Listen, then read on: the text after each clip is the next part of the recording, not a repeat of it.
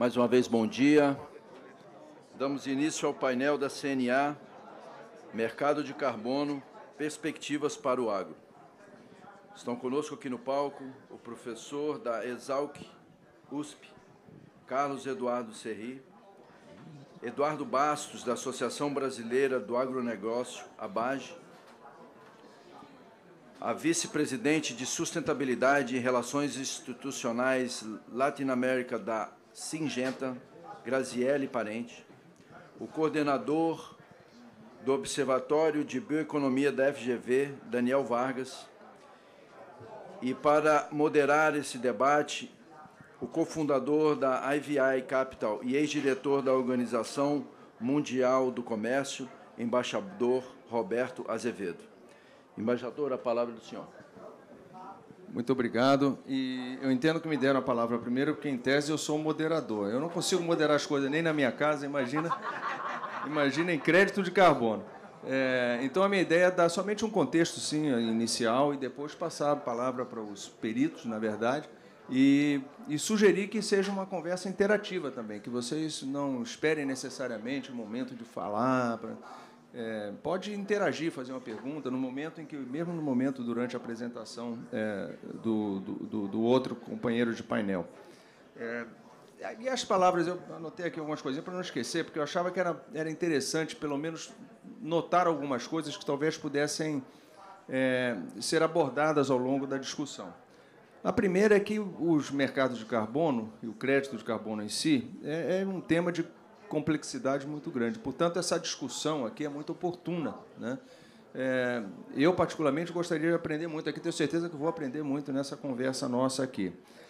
São poucos os países que têm uma regulamentação madura, né, na área de crédito de carbono. Alguns estão testando, estão mudando, mas a minha expectativa, e aí vocês me corrijam se eu estiver errado, é de que isso é uma coisa que vai se expandir, eu penso, muito rapidamente. Outros países vão começar a copiar modelos, né, que outros estão fazendo, e vão começar a adaptar, mas vão também começar a criar os seus regulamentos, as suas políticas de emissão de créditos de carbono e comercialização desses créditos.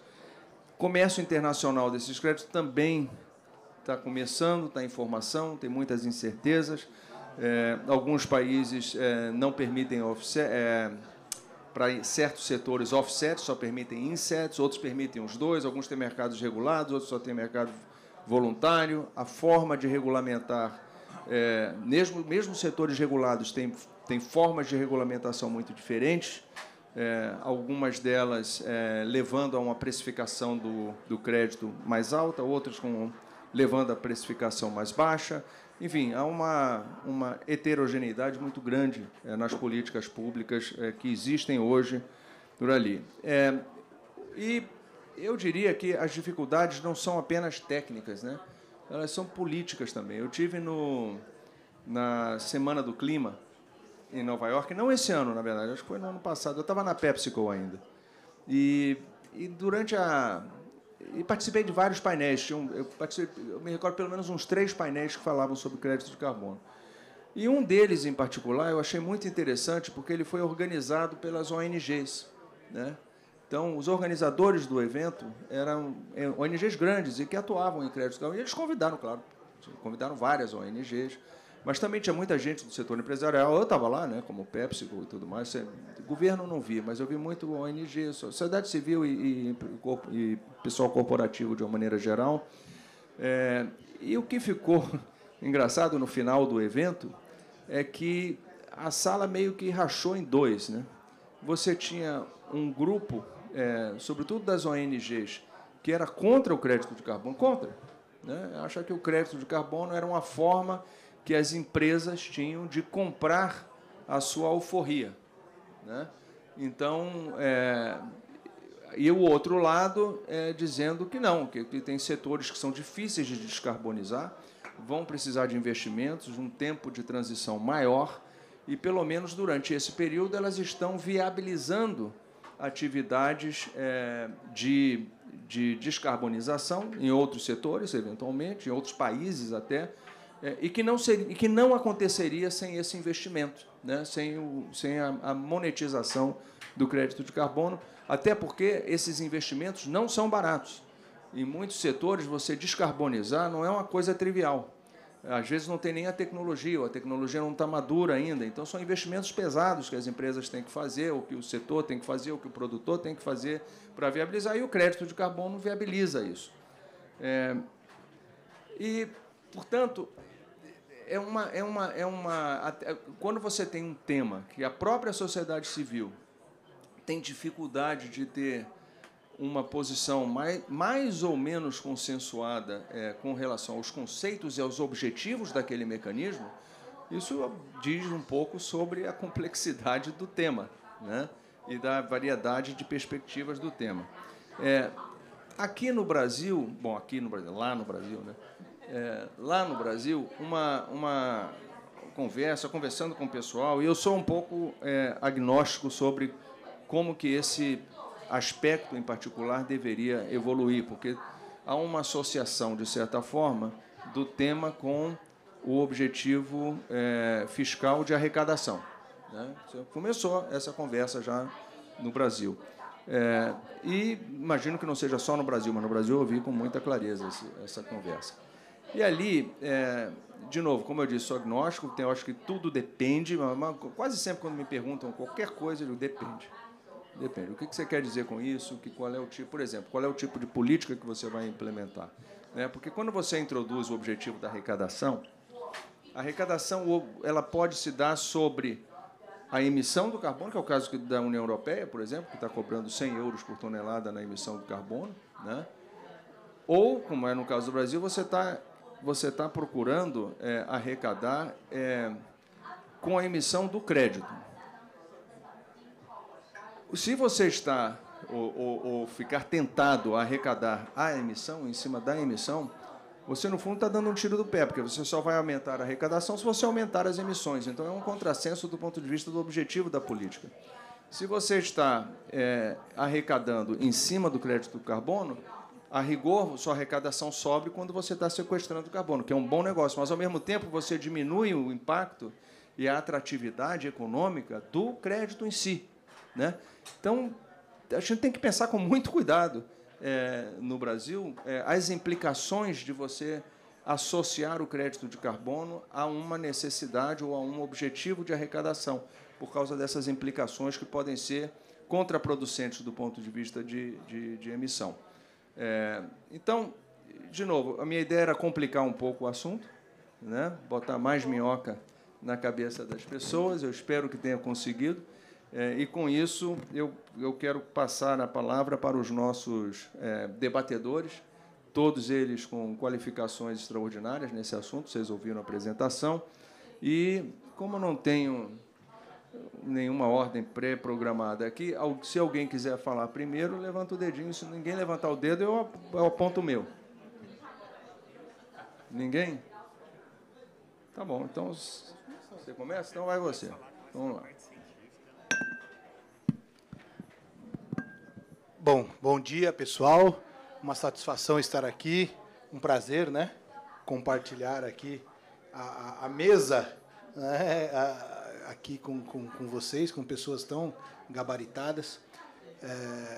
Eu quis começar porque daí deixa o básico primeiro, depois os colegas falam algo muito mais relevante. Se eu ficasse por último, o que eu ia falar, né? Então, por isso que eu já me voluntariei. Eu gostaria, assim, como pontapé inicial, né, e nos meus comentários aqui, focando na agricultura, pecuária e silvicultura, fazer uma pequena reflexão do que eu estou sentindo aqui, já entro na pergunta, né, mas até conversei ontem com a doutora Silvia, estávamos no outro painel, a minha percepção em relação ao que tem sido discutido nesses últimos dias. Eu fiquei um pouco... não sei se a palavra é decepcionado, né, ou ingenuidade da minha parte, como eu tinha uma expectativa que, nesse contexto que o embaixador nos falou, de redução de emissão, houvesse uma sinalização um pouco mais direta dos países que são responsáveis pelas emissões de 73% dos gases de efeito estufa, globalmente falando, que é a queima de combustível, a origem é a queima de combustível fóssil. Pela minha limitada leitura do que eu tenho visto, parece quererem, assim, de certa forma, transitarem o assunto para sistemas alimentares, né, para food systems, que, claro, tem sua participação, mas é minoritária quando comparado com as queimas de combustível fóssil. Então, minha primeira consideração é esse mercado, né, de carbono, ele pode ser uma maneira de estimular um pouco mais ações em que os países, principalmente emissores de gases de efeito estufa, da origem de queima de combustível fóssil, não têm feito, no meu ponto de vista, estou falando CPF, né? Que não tem feito a lição de casa do jeito que eu tinha expectativa que fizesse. Claro, por favor. E essa percepção... Eu prometi que ia interromper, então já claro. Começo eu. E essa percepção, só para saber, eu estou estimulando a pergunta, o debate, mas, na verdade, quando esse foco cai no sistema alimentar, parte importante do sistema alimentar é o setor agropecuário, claramente. Poucos são os setores que conseguem emitir créditos de carbono de maneira em escala, né? Então, alguns você pode fazer captura de carbono, storage de carbono, mas são métodos caros, né, de uma certa forma. O setor, vamos dizer assim, agropecuário, ele teria naturalmente uma capacidade maior de chegar lá. Seria por isso ou tem outros? Não, exatamente, embaixador. Porque no nosso setor, agricultura, pecuária e silvicultura, tem colegas aqui que sabem muito mais do que eu, mas nós temos a possibilidade não só de reduzir as emissões, como os outros setores têm que fazer também, mas, diferentemente dos demais, nós também temos a capacidade de sequestrar carbono, de remover parte do CO2 da atmosfera via fotossíntese. As plantas fazem isso quase de graça, né? Diferente do Carbon Capture Storage, que é uma ação importante também, mas que custa caro, né? E no caso da fotossíntese, as plantas fazem esse fenômeno de remoção de CO2. Esses fotoassimilados, esse carbono que estava na forma gasosa, agora está na forma de planta, já é origem para o food systems, ou para consumo direto, um alimento de origem vegetal ou de origem animal, que vai consumir o de origem vegetal. Mas, além disso, nós podemos, com parte desse carbono que está na planta, quando deixados na superfície do solo, e o próprio sistema radicular, as raízes das plantas, eles sofrem decomposição, e parte desse carbono fica no solo, que é o sequestro de carbono no solo. Esse carbono, uma vez estabilizado no solo, ele pode ficar lá muito tempo, séculos, milênios. Essa estabilização do carbono no solo tem uma permanência muito alta. Isso é um aspecto interessante como consequência, não objetivo de sequestrar carbono, como consequência da produção de alimentos, fibra e energia. E, devido à adoção de boas práticas de manejo, essas taxas de sequestro de carbono podem ser bastante consideráveis. Vou dar alguns números muito rápidos aqui. O Dr. Renato Rosso pode me ajudar aqui, a Silvia pode... Tem muita gente aqui que... sem falar os colegas daqui da mesa, né? Mas, olha, o Brasil tem uma contribuição sob o ponto de vista de adoção do sistema plantio direto na palha. Comemoramos mais de 50 anos, né, da adoção desse sistema, com taxas médias de 0,5 toneladas de carbono por hectare por ano, nos primeiros 30 centímetros do solo. Falar, isso é muito, é pouco? Se a gente considerar que tem mais de 30 milhões de hectares sobre o sistema plantio direto no Brasil, usando essa taxa média, porque tem alguns lugares do Brasil que essa taxa é maior, outros lugares essa taxa é menor, estou fazendo uma conta bem grosseira aqui, dá 30 milhões de hectares a meia tonelada, 15 milhões de toneladas de carbono que são sequestrados no solo. Todo ano. É verdade que depois de um tempo o solo entra no equilíbrio, esse sequestro não é infinito, mas é uma contribuição super relevante que eu não ouvi nenhum comentário aqui em outros ambientes. Por isso estou fazendo aqui, né? Tem sistemas de integração, lavoura-pecuária, floresta. Essa taxa de sequestro pode ser o dobro, ou mais do que o dobro do que esse valor que eu falei anteriormente. Recuperação de pastagem degradada, estávamos antes de começar aqui conversando, os desafios, mas também as oportunidades. Puxa, 0,3, 0,4 toneladas de carbono sequestrados, né, por melhoria no manejo dessas pastagens. E eu ouço aí, né, e eu não estou advogando a favor de A, B ou C, não é essa a minha função, mas eu ouço, determinado alimento é ruim, determinado alimento é bom. Na minha concepção não existe isso. É como esse alimento é produzido. Nós fizemos um trabalho, eu não vou enchê-los com detalhes, mas nós fizemos um trabalho que mostra que, sim, o animal eruta e emite metano para a atmosfera, um metano biogênico diferente do metano fóssil, mas se a recuperação de pastagem for feita de forma adequada, ela pode atenuar, mitigar de 1% a 149%. Então, depende. Eu pensei até que o senhor era agrônomo, né? Porque a gente, né, fala que tudo depende, né, e depende mesmo. Mas, então depende. Depende. Se for 1%, realmente, aquela pastagem está até emitindo gás para a atmosfera, porque está mal manejada, está em algum grau de degradação, estamos fazendo um desserviço.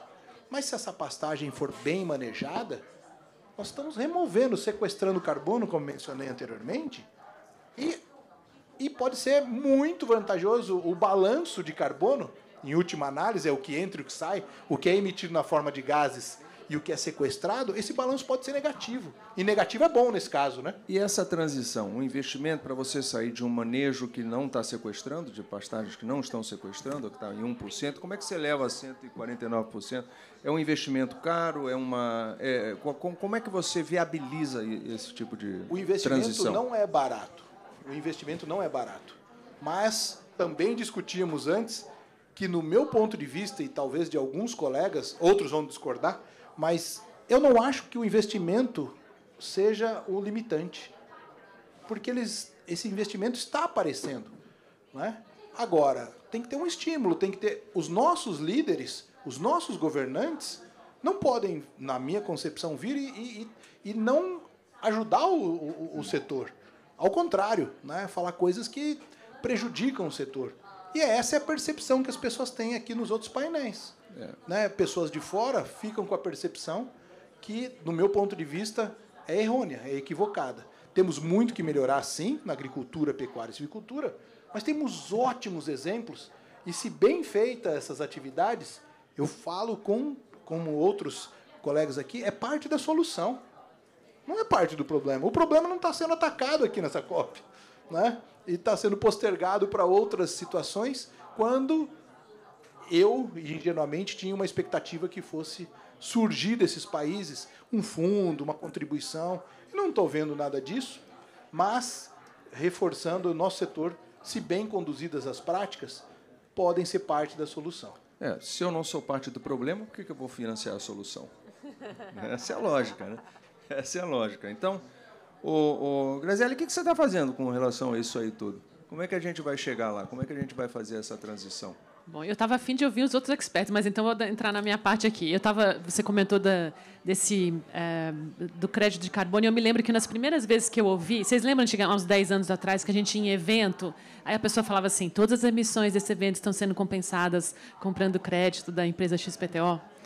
E eu acho que, como que a gente evoluiu de lá para cá? Se criou uma ilusão, de tanto se falar de carbono. Olha, eu acho que há uns poucos anos atrás, não passava uma semana que alguém não me mandava mensagem dizendo, olha, eu tenho um projeto de carbono, todo mundo tem um projeto de carbono, todo mundo tem uma área que acha que dá para girar o negócio. E eu acho que isso acabou criando uma expectativa altíssima para o produtor e para as empresas, não atendida. Porque, de verdade, quem é que está fazendo de verdade? Assim, quem que está rolando isso em escala e fazendo todo mundo ganhar dinheiro no negócio? Não, eu não vi. Né? Eu acho que a gente tem que separar duas coisas. Uma é o crédito de carbono em si. Você vê as grandes empresas do mundo fazendo compromissos para net zero, vão reduzir lá o tanto que consegue, o que não consegue vai compensar. E eu acho que essa discussão, todo mundo tem target para 2030, 2035, dali em diante, eu acho que a parte do crédito deve dar uma explodida mesmo. Mas, nesse meio tempo, o produtor ficou, digamos assim, desapontado com essas expectativas de que ele ia ganhar dinheiro com isso e não está vendo esse negócio acontecer. Então, acho que esse é um. A outra coisa é claramente a questão da Mas harmonia. mesmo o que ainda está pensando, porque tem aquele que já fez um investimento, que são poucos, né? E que estão decepcionados com o investimento que fizeram, mas, pelo menos quando eu estive nos Estados Unidos visitando as fazendas, os produtores com quem eu falei e que tinham transitado para a agricultura regenerativa, vamos dizer assim, o que eles me diziam era o seguinte: ter transitado para a agricultura regenerativa em si já era um bom negócio, porque eles gastavam menos água, menos energia, menos fertilizantes, a terra era melhor, estava melhor, etc., etc., e que o crédito de carbono era por causa do preço lá, que era muito baixo, era em torno de $15, $18, é quase que uma gorjeta, né? Mas tudo bem, mas não é por isso que eu estou justificando. Você discorda dessa avaliação? Não, eu concordo exatamente. Quando você usa práticas de agricultura regenerativa, você consegue ter um melhor uso dos seus recursos, ou seja, por si só, tudo que você faz mais com menos, por si só, você já está mitigando o carbono. Mas o que eu digo é, o crédito de carbono como moeda, como trading, ele não é uma coisa concreta e factível em escala atualmente. O que sim é um outro mercado, eu acho que é aí que a gente está hoje, é como originar produtos e commodities de baixo carbono, né? E que aí vai chegar no final da cadeia, né, aqui da cadeia de valor, se alguém vai pagar por isso, ou se alguém vai dar um acesso diferenciado a isso. Eu acho que aí sim é que a gente vai ganhar dinheiro. Eu não vejo a gente ganhando dinheiro com o carbono como os créditos em si só. Claro que existem outras oportunidades, como a questão de reflorestamento, aí você tem carbono íntegro, tem toda a discussão de adicionalidade, tem toda uma discussão que a gente tem feito, por exemplo, de tropicalizar as nossas ferramentas para métrica. Né? Eu me lembro de ter escutado de uma grande empresa internacional de alimentos falando: a gente fez o nosso balanço de carbono e depois a gente viu que estava errado, porque usamos as métricas lá do nosso consultor lá do Hemisfério Norte, chegou lá, na verdade, a gente tem metade daquilo que a gente tinha divulgado. Então, assim, eu acho que a gente ainda está no meio da conversa de harmonizar os padrões, tropicalizar. A Embrapa tem um serviço bem importante que tem sido feito. Nós, como empresa, temos feito isso e estamos aplicando essas ferramentas para, por exemplo, é fácil falar na laranja, no café, mas vamos falar da soja. Quanto que a soja ali está capturando? Quanto que o milho está capturando? Então, a gente tem feito um trabalho um pouco mais intenso e eu vou parar de falar aqui para deixar o espaço, das áreas degradadas. Então, como a gente tem um projeto bem forte nisso, então a gente tem feito um laboratório ali para entender exatamente do que a gente está falando. Exatamente. Posso fazer um comentário? Nós fizemos um trabalho recentemente, justamente com essas culturas que você mencionou, da soja, por exemplo. Nós fizemos um trabalho de balanço de carbono, e o balanço de carbono dentro da fazenda, dentro da porteira, que significa quais são as emissões de gases do efeito estufa para produzir 1 tonelada de soja. Então entra fertilizante, corretivos, uma série de práticas de maneira, enfim, isso, exatamente. E também o outro lado da história, que é o quanto está removido, ou está sendo removido, sequestrado no solo, pela adoção de boas práticas de manejo, sobretudo sistema plantio direto, rotações de cultura envolvidas, manutenção da palha, plantas de cobertura. Resumindo, nós vimos que o balanço é negativo da soja em várias fazendas. Tem fazendas que o balanço é positivo. Sim. Positivo significa que está emitindo mais do que removendo, né? Negativo, o contrário, removendo mais do que emitindo. Então, fazendo uma média de 40 fazendas, que não é representativo, mas é um primeiro passo, mostra que, se bem conduzida, essa cultura pode ser ainda uma solução. Sem dizer que essa soja, se for usada para produção, parte dela para biodiesel, ainda substitui combustível fóssil. A pegada de carbono de um combustível fóssil, de um diesel fóssil na Europa, é 84 gramas de CO2 equivalente por megajoule. Do biodiesel de soja é 26. Olha que fantástico. Eu estava no painel com o professor Ratan Lal, que foi prêmio Nobel lá com o World Food Program, e ele disse uma coisa que eu adorei, que eu vou repetir, é dele, então é quote aqui. Ele disse assim: para o combustível fóssil, tem substituto. Para a produção de alimentos, não tem. Então, a gente que é substituto de outros, né? Pegando no seu pedaço aqui da questão de biofuels. E eu vou passar para você, Daniel, te prepara aí, hein, que você vem, tá? Tá entrando, foi chamado para cobrar seu pênalti aí. Espera aí. Está caminhando já do meio de campo para a marca do pênalti ali. Mas está aquecido? Então tá bom. Mas só uma perguntinha. Nesse estudo que vocês fizeram, você falou, por exemplo, professor, das diferentes métricas, né, ou de resultados do plantio. Havia uma disparidade muito grande entre um produtor e outro, às vezes vizinhos e tal? Ou havia uma certa homogeneidade por região, alguma coisa assim? Existe, sim, uma diferença entre os produtores. Eu não dei os detalhes aqui, porque eu já estava avançando aqui, mas a gente categorizou em tamanho de propriedade e em nível tecnológico.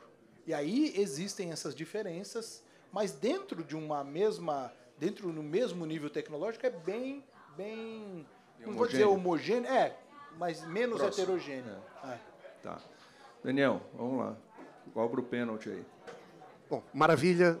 Primeiro, um prazer, um privilégio participar dessa mesa com pessoas que eu acompanho e com quem eu aprendo, sentadas aqui, participando do diálogo. Eu tenho, há alguns anos, acompanhado a evolução do mercado de carbono em vários países. E eu creio que, à medida em que essa discussão chega no Brasil, alguns alertas merecem uma especial atenção nossa. A primeira coisa é entender que me parece que há uma convergência global cada vez mais forte, de que nós precisamos precificar os serviços ambientais. Deixar de tratá-los como apenas uma externalidade ou algo gratuito e trazê-los para dentro da economia e do mercado. E, ao fazer isso, tornar a natureza sócia da produção. Para fazer isso, no entanto, não existe uma forma ou um caminho único. Existem vários, que depende do setor, que depende do país e que depende das opções institucionais feitas em cada realidade. O mercado de carbono talvez seja um instrumento mais popular de se realizar essa precificação, porque ele foi o primeiro a ser adotado em grande escala, em particular na Europa, no setor de energia. Porque na Europa é a energia a principal fonte de emissões. E porque no mundo nós sabemos que não haverá uma transição verde definitiva sem que o setor de energia assuma a responsabilidade de pagar o custo e o preço de completar a sua descarbonização. Nos últimos anos, em particular nos últimos 3 anos, nós assistimos a uma gradual mudança desse debate, para entender, por várias razões que nós podemos discutir, que o problema não estaria só ou prioritariamente no setor de energia, mas envolveria também outras áreas como o uso da terra. E não deveria surpreender. Ontem mesmo, no final do dia, eu estava lendo, tirei uma foto desses painéis que mostram o número de signatários das declarações apresentadas pela presidência da COP. E uma das declarações era sobre o fim das energias sujas, e tinha em torno de 40 signatários. Por sua vez, uma outra declaração que dizia respeito à transição do sistema comida, dos food systems, tinha quase 150 signatários. É como se o problema central, negociado e discutido na COP, que é uma condição para o avanço da nossa precificação de carbono, fosse hoje, cada vez mais, na visão geral do debate, o problema da produção de alimentos. E aqui eu acho que é importante ter isso em vista, e o professor Sérgio tocou nesse assunto, porque a maneira como nós vamos organizar a nossa precificação e como o agro vai entrar nesse jogo, depende, em parte, como a gente entende o que está acontecendo no mundo. E, nesse cenário internacional, me parece que o desafio prioritário no Brasil é aprender a criar as condições para adequadamente dar valor aos nossos verdes, que, em geral, são ocultos, ignorados, ao mesmo tempo que boa parte dos nossos problemas que também temos são inflacionados. E esta estratégia, esse desafio de adequadamente precificar o verde, tem no mercado de carbono brasileiro, me parece, uma das medidas importantes, necessárias, e o país está discutindo como fazê-lo, mas é importante também entender os limites desse instrumento, olhando para o que acontece no mundo, para que a gente possa buscar outros caminhos e outras estratégias que sejam mais adequadas à nossa realidade. Então, quais são esses limites que a experiência institucional mostra? Eu vou destacar rapidamente 2, mas começo pelo primeiro, que eu sei que é a grande especialidade do professor Sérgio. Então, o primeiro limite, ou primeira condicionante, é que nós tenhamos um aparato de mensuração científica capaz de individualizar automaticamente, em cada propriedade, em cada momento no tempo, a pegada de carbono. Nós sabemos que existem no Brasil, graças ao trabalho da Embrapa e de outros institutos, e o professor Serra é uma das lideranças nacionais nesse assunto, um grande avanço na nossa capacidade de tropicalizar essas mensurações. No entanto, quando nós estamos falando de mercado de carbono, não basta a média, ou não basta ter uma estimativa, ou um modelo. É preciso saber na propriedade, em cada momento, quando isso é emitido. Hoje, daqui a um mês, daqui a 3 meses. E países que, portanto, precificaram o setor de energia, utilizando o mercado de carbono como uma forma de regulá-lo, fazem isso. Existe toda uma estrutura que nos mostra com clareza, com forma unânime, sem questionar, o quanto cada termoelétrica emite, cada hidrelétrica, cada gerador, cada comercializador, em cada momento, para que você possa, a partir daí, identificar o preço e impor um custo ou um benefício. Na agricultura, nós ainda estamos a alguns passos de chegar nesse momento de delimitação, de precificação e de detalhe. Na Sem agricultura falar no Brasil ou na agricultura como um todo? no mundo como um todo. Não tem uma torneirinha que nem tem nesses outros setores. Para a gente é muito difuso e muito dinâmico. Depende se choveu ontem ou não choveu. Para esses outros setores não muda. Mas para a agricultura, pecuária e silvicultura mudou completamente o sistema, né? São sistemas abertos, em dinâmica com a natureza. Depende da característica do solo, da forma de produzir, dos insumos utilizados, da maneira como o produtor lida com a terra, de onde vem o insumo, de quem que ele comprou, para quem que ele vende. Tudo isso influencia o balanço. E, em particular, no nosso caso, nós temos uma capacidade de geração de crédito, de geração de serviço ambiental, hoje, que não é calculada. Uma frase do Edu que eu adoro, ele diz: cada saco de soja que sai do Brasil hoje carrega consigo pelo menos 20% de biodiversidade embutida. Sem falar no carbono que é ali estocado, no serviço de polinização, nos fatores de geração de água, entre outros que hoje existem, porém que não têm preço. Isso é importante, porque se a gente pegar a fórmula europeia e trazer para o Brasil, pegar o projeto de mercado de carbono brasileiro e implantar no Brasil, a gente oculta e elimina todas essas vantagens que são parte da nossa realidade. Não é favor, são serviços ambientais que a agricultura presta. Mas aqui eu destaco rapidamente, me permite, embaixador, 2 outros limites que, a meu ver, são tão ou mais importantes do que esses, que, ao longo do tempo, tendem a ser resolvidos. O segundo diz respeito ao próprio mecanismo de regulação. Quando nós falamos de mercado de carbono regulado, nós estamos falando de um instrumento de intervenção do Estado na economia. É uma forma de dizer que a política e a burocracia vão dizer como a propriedade vai ser usada. E nós sabemos que existem já mecanismos de regulação ambiental. Então, hoje, o IBAMA, por exemplo, atua antes da propriedade, concedendo licenças da produção, e depois da produção, punindo aquela atividade que, de alguma maneira, gera impacto ambiental. O mercado de carbono dá um passo além. Ele passa a regular o próprio sistema de produção, dentro da empresa e da propriedade. E, ao fazer isso, intervém no sistema de preço. Em vez de a alocação dos recursos acontecer com base, prioritariamente, na decisão do produtor, que vai investir aqui ou ali, segundo aquilo que ele considera mais vantajoso, é o Estado, por meio da regulação, que começa a estabelecer os parâmetros para a definição do preço e, portanto, das condições de competitividade. É isso que acontece em todos os mercados regulados do mundo. Então, na Europa, outra vez para usar o exemplo, nós sabemos que há uma preocupação de não deixar o preço subir acima de um teto, senão quebra as empresas. E não pode cair abaixo de uma base, porque senão o serviço ambiental, garantido pelo instrumento regulatório, se torna inexistente. E, para isso, é necessário um conjunto de mecanismos de licenças.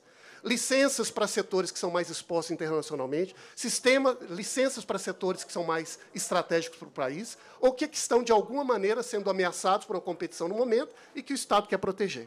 Isso significa que existe uma complexidade imensa na estrutura de regulação que o Estado precisa colocar em vigor para controlar o sistema de produção de alimentos. Por que na energia é assim? É assim na energia porque a energia é um serviço público, regulado de ponta a ponta pelo Estado. E é assim no mundo inteiro, com algumas exceções muito limitadas. Então, hoje, no Brasil, não se toma uma única decisão de investimento no setor de energia sem uma autorização ou uma regulação direta do Estado, pela ANEEL, pelo Ministério de Minas e Energia, pela ONS, que criam esse aparato de controle robusto de como a dinâmica de produção de energia se dá e diz em que medida isso vai intervir no preço, estabelecendo, inclusive, bandeiras. Se a bandeira vai ser vermelha, se vai ser amarela, se vai ser verde, se vai aumentar o preço da energia, se vai diminuir. Nós queremos que a produção de alimentos seja regida por um instrumento regulatório que determine o sistema de preço. Nós queremos converter o setor de produção de alimentos num serviço público, como é no setor de energia. Então, essa é uma segunda consideração e limite que precisa ser considerado quando nós debatemos a inclusão do agro de forma indiscriminada no setor de regulação do mercado de carbono. E, por fim, tem um terceiro limite. Quando nós criamos um mercado de carbono, nós temos que também considerar as condições culturais de funcionamento daquela sociedade como a gente quer prosperar. E nós sabemos que, se isso entra em vigor, cada Estado vai ter que ter um aparato gigantesco de controle, de mensuração, de ciência, de estimativa econômica, como acontece no setor de energia. Vão ter que contratar gente para fazer isso no setor de produção de alimentos. Cada empresa vai criar o seu departamento de diálogo e interação com os órgãos regulatórios do Estado, com advogados, com agrônomos, com cientistas climáticos, que vão precisar dialogar com o regulador continuamente para saber o que pode e o que não pode ser feito e como isso vai intervir no preço. Mas, se isso tudo já não é suficiente, digamos assim, para nos colocar alertas de como nós queremos entender o nosso mercado regulado, eu acho que aqui vale a pena olhar para o mundo e ver o que o mundo está fazendo. Então, vamos olhar para a Europa, que é o nosso padrão. Na Europa, o agro é regulado por diversos instrumentos, não pelo mercado de carbono. Aliás, a Europa, no final do ano passado, apresentou uma diretriz que regula as condições para a geração do crédito voluntário no mercado de produção de alimentos no setor. Isso porque eles entendem que a maneira de envolver o produtor e estimular a incorporação de técnicas, de práticas produtivas mais sustentáveis, é por meio de um incentivo, um convite à participação, e não uma ameaça de punição, como acontece no setor energético. Mas, como é nos Estados Unidos, o ano passado, no governo Biden, que assumiu um protagonismo com a Agenda Verde que nós estamos vendo no mundo, aprovou uma lei chamada Green Climate Solutions Act, que cria uma estrutura de regulação estatal para facilitar e baratear a geração de crédito de carbono no agro. Se fizer bem feito, incorporando boas práticas, ganha um recurso por isso. Como é na Austrália, que tem o último mercado de carbono que entrou em vigor há poucos meses. Foi debatido durante 15 anos no país. Inicialmente criado como um sistema de incentivo, um fundo, um prêmio, que era dado para os setores. E lá, em 2015, fora de discussão até hoje, foi aprovada uma lei chamada Carbon Farming, que diz: o produtor de alimentos, se incorporar boas práticas e gerar créditos, poderá, com isso, compensar emissões do próprio setor regulado. Então, a prática mundial unânime hoje, e eu desconheço uma única exceção, é de olhar para o agro como uma prioridade, mas como um setor absolutamente estratégico para ajudar a gerar serviços ambientais remunerados via crédito para acelerar o processo de transição verde. O que significa para nós? Eu acho que a mensagem para nós é entender que o Brasil tem uma posição estratégica nesse jogo, porque nós já temos um agro com um estoque verde ímpar, dentro e fora da propriedade, de técnicas sustentáveis incorporadas ao longo de anos, de tecnologias que avançam cada vez mais na fronteira, como os bioinsumos, porém que hoje não valem nada. E uma das características do mundo em que a gente está entrando é que você pode ser o mais sustentável do mundo e não ganhar nada por isso, ou até ter que pagar um preço. O que significa para nós é que eu creio que, do ponto de vista do mundo e do Brasil, a nossa estratégia é de organizar essa infraestrutura nacional que passa, mas não se limita ao mercado de carbono, para garantir as condições para que o nosso verde possa ter valor no mercado internacional.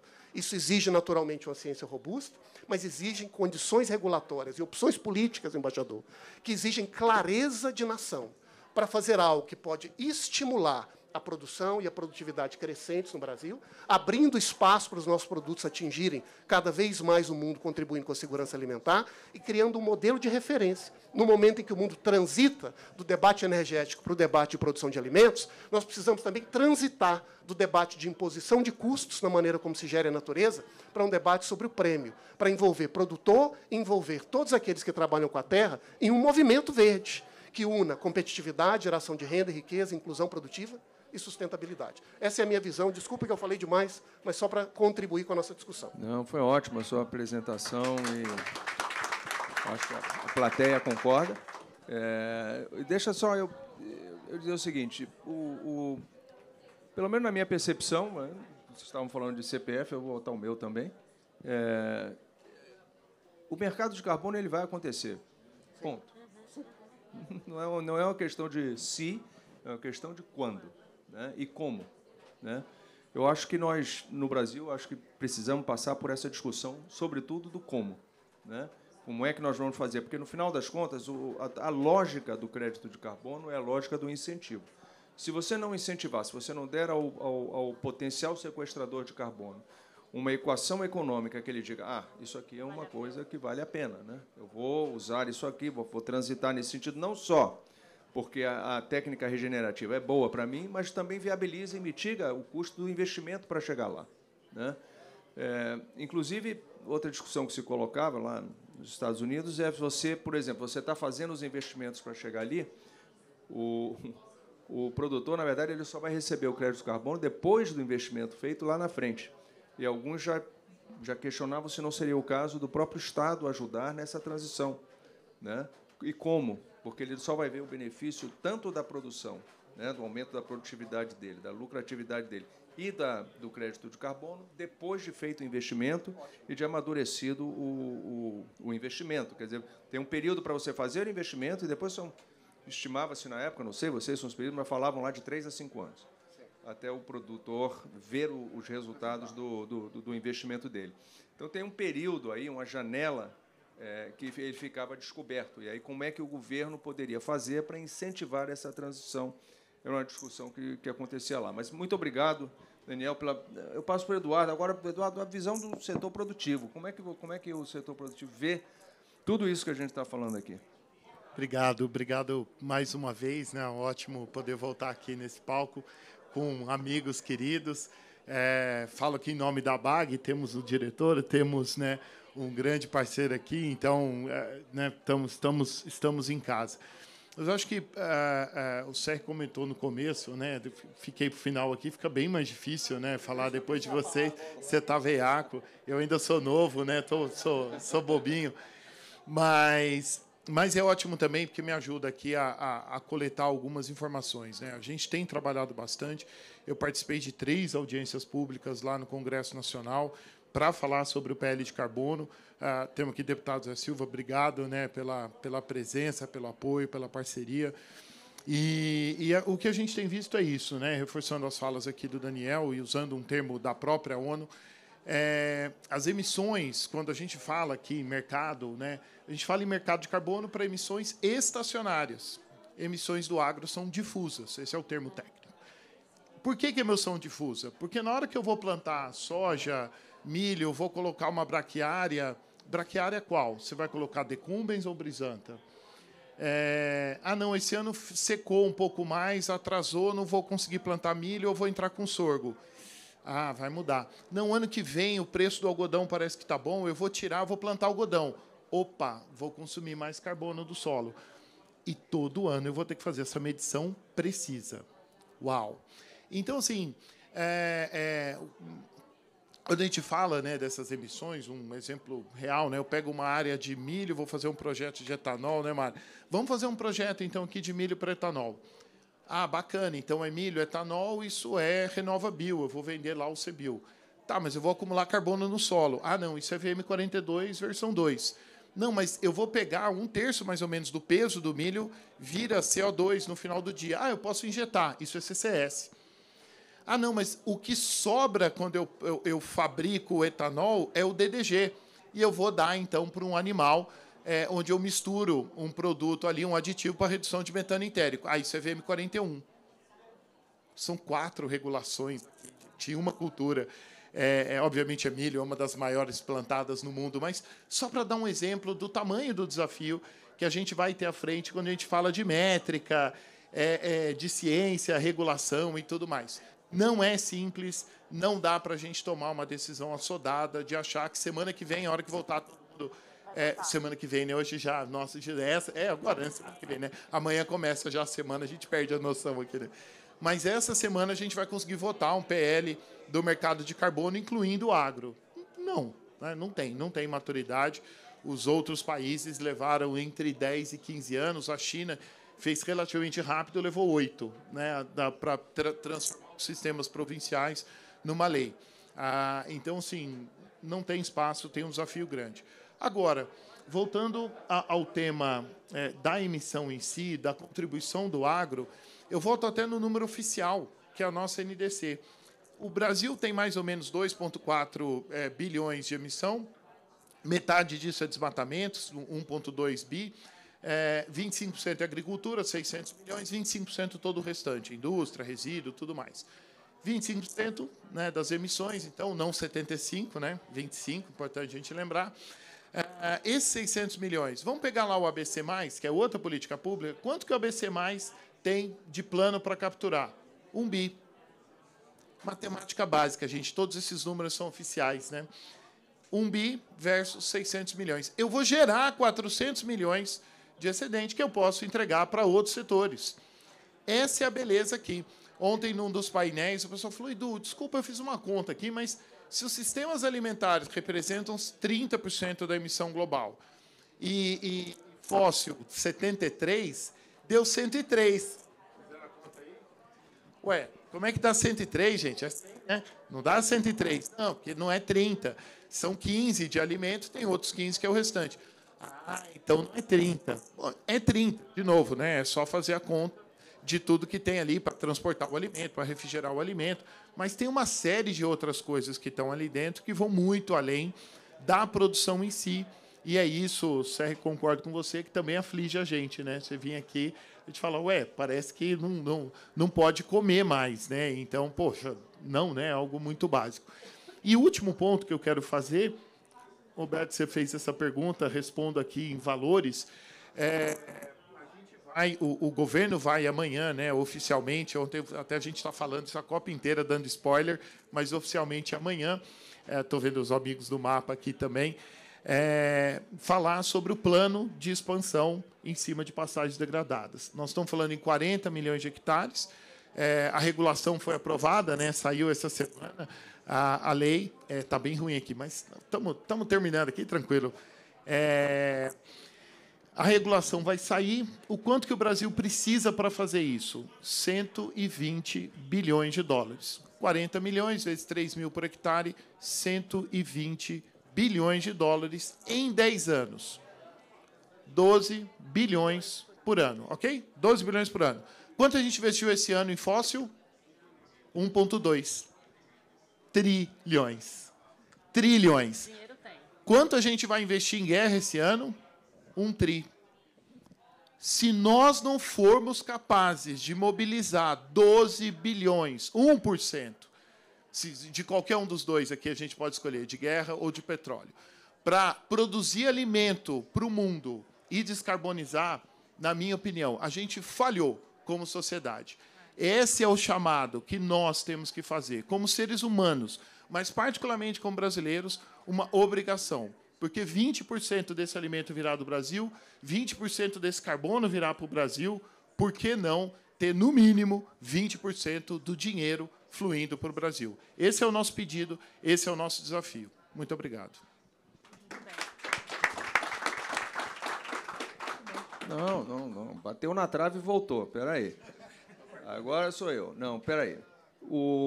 Esse dinheiro todo dificilmente será mobilizado pelos governos, dificilmente será mobilizado por instituições financeiras, o que significa que o setor privado vai ter que participar de alguma forma. E o setor privado, ainda que tenha, enfim, no seu meio, pessoas de coração muito bom e tudo mais, ele responde a estímulos de mercado. Essa é a lógica. Como é que você vai fazer essa transição? Quais são os estímulos que você precisa para você ter essa transição sendo feita e esse dinheiro sendo investido dessa forma? Você fala, por exemplo, por que está investindo em combustível fóssil? Porque combustível fóssil é altamente lucrativo, pelo amor de Deus. Quer dizer, é muito dinheiro, né, que esses caras ganham.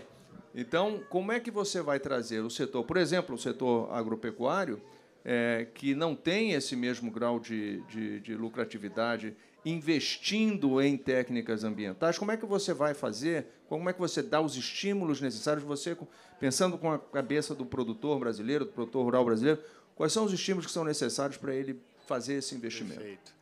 Não, a pergunta é ótima. A verdade é, nessa região do mundo aqui, onde a gente está literalmente agora, o custo para extrair um barril está próximo de $10.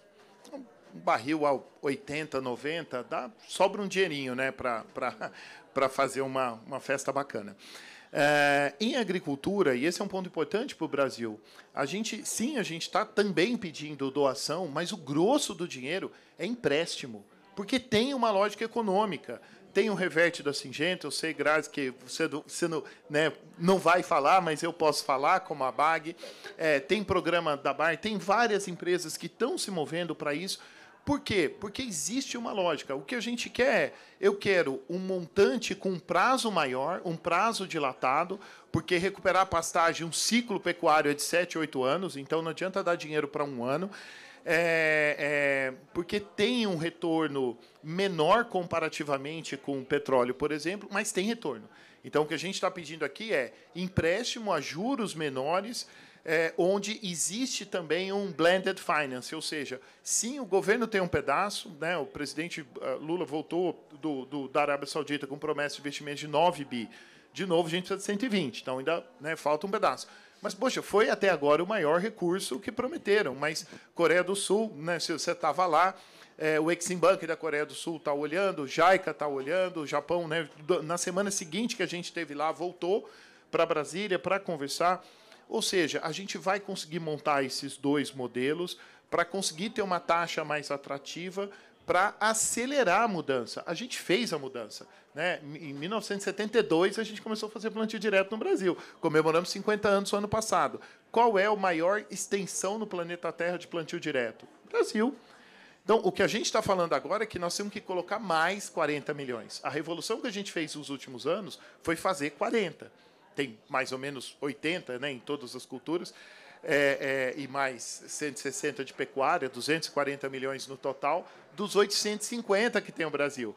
Então, isso também dá uma assustada, porque eu estou falando, gente, mas peraí, vocês estão falando em 40 milhões a mais? A Noruega, que é um grande parceiro brasileiro, tem 38.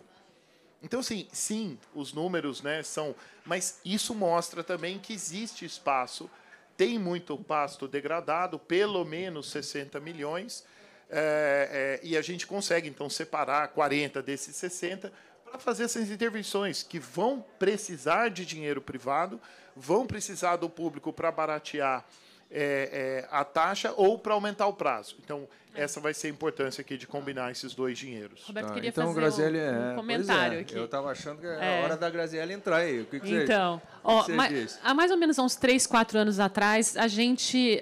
acho que uma das coisas legais de trabalhar numa empresa que está tão próxima do agro é entender o dia a dia do produtor. E a gente identificou essa oportunidade de recuperação de área degradada, quando não se falava tanto assim. E a gente resolveu colocar de pé esse mecanismo. A gente demorou mais ou menos 1 ano e meio para desenhar. Faz mais ou menos uns 2 anos que a gente colocou. Então, a gente tem uma meta de 1 milhão de hectares até 2030. Né? E hoje em dia nós estamos mais ou menos por volta de 160 mil. Então, agora a gente escalou. Então, é bastante. 160 mil, quando alguém fala, é bastante. A maior parte do meu tempo que eu invisto é saindo atrás do dinheiro, como você bem pontuou. Então, assim, a gente está falando aqui de 160 mil hectares, nós estamos falando praticamente quase 900 milhões de reais. Para uma meta de 1 milhão de hectares, nós estamos falando de bilhões. Isso para 1 milhão de hectares dentro dos 40. Então, isso quer dizer que nós temos mais 39 para achar esse dinheiro. Você bem pontuou, Edu, é empréstimo. É empréstimo que é rentável para o banco, porque senão ele daqui a pouco não dá mais, é rentável para o produtor, é aceitável para o produtor, mas o que é relevante? É esse prazo que você bem observou. Então, em geral, os empréstimos vai para o produtor 3, 4 anos, 1 ano. Nosso empréstimo é de 10 anos, com uma carência de 3 anos, porque no primeiro 3 anos não acontece muita coisa.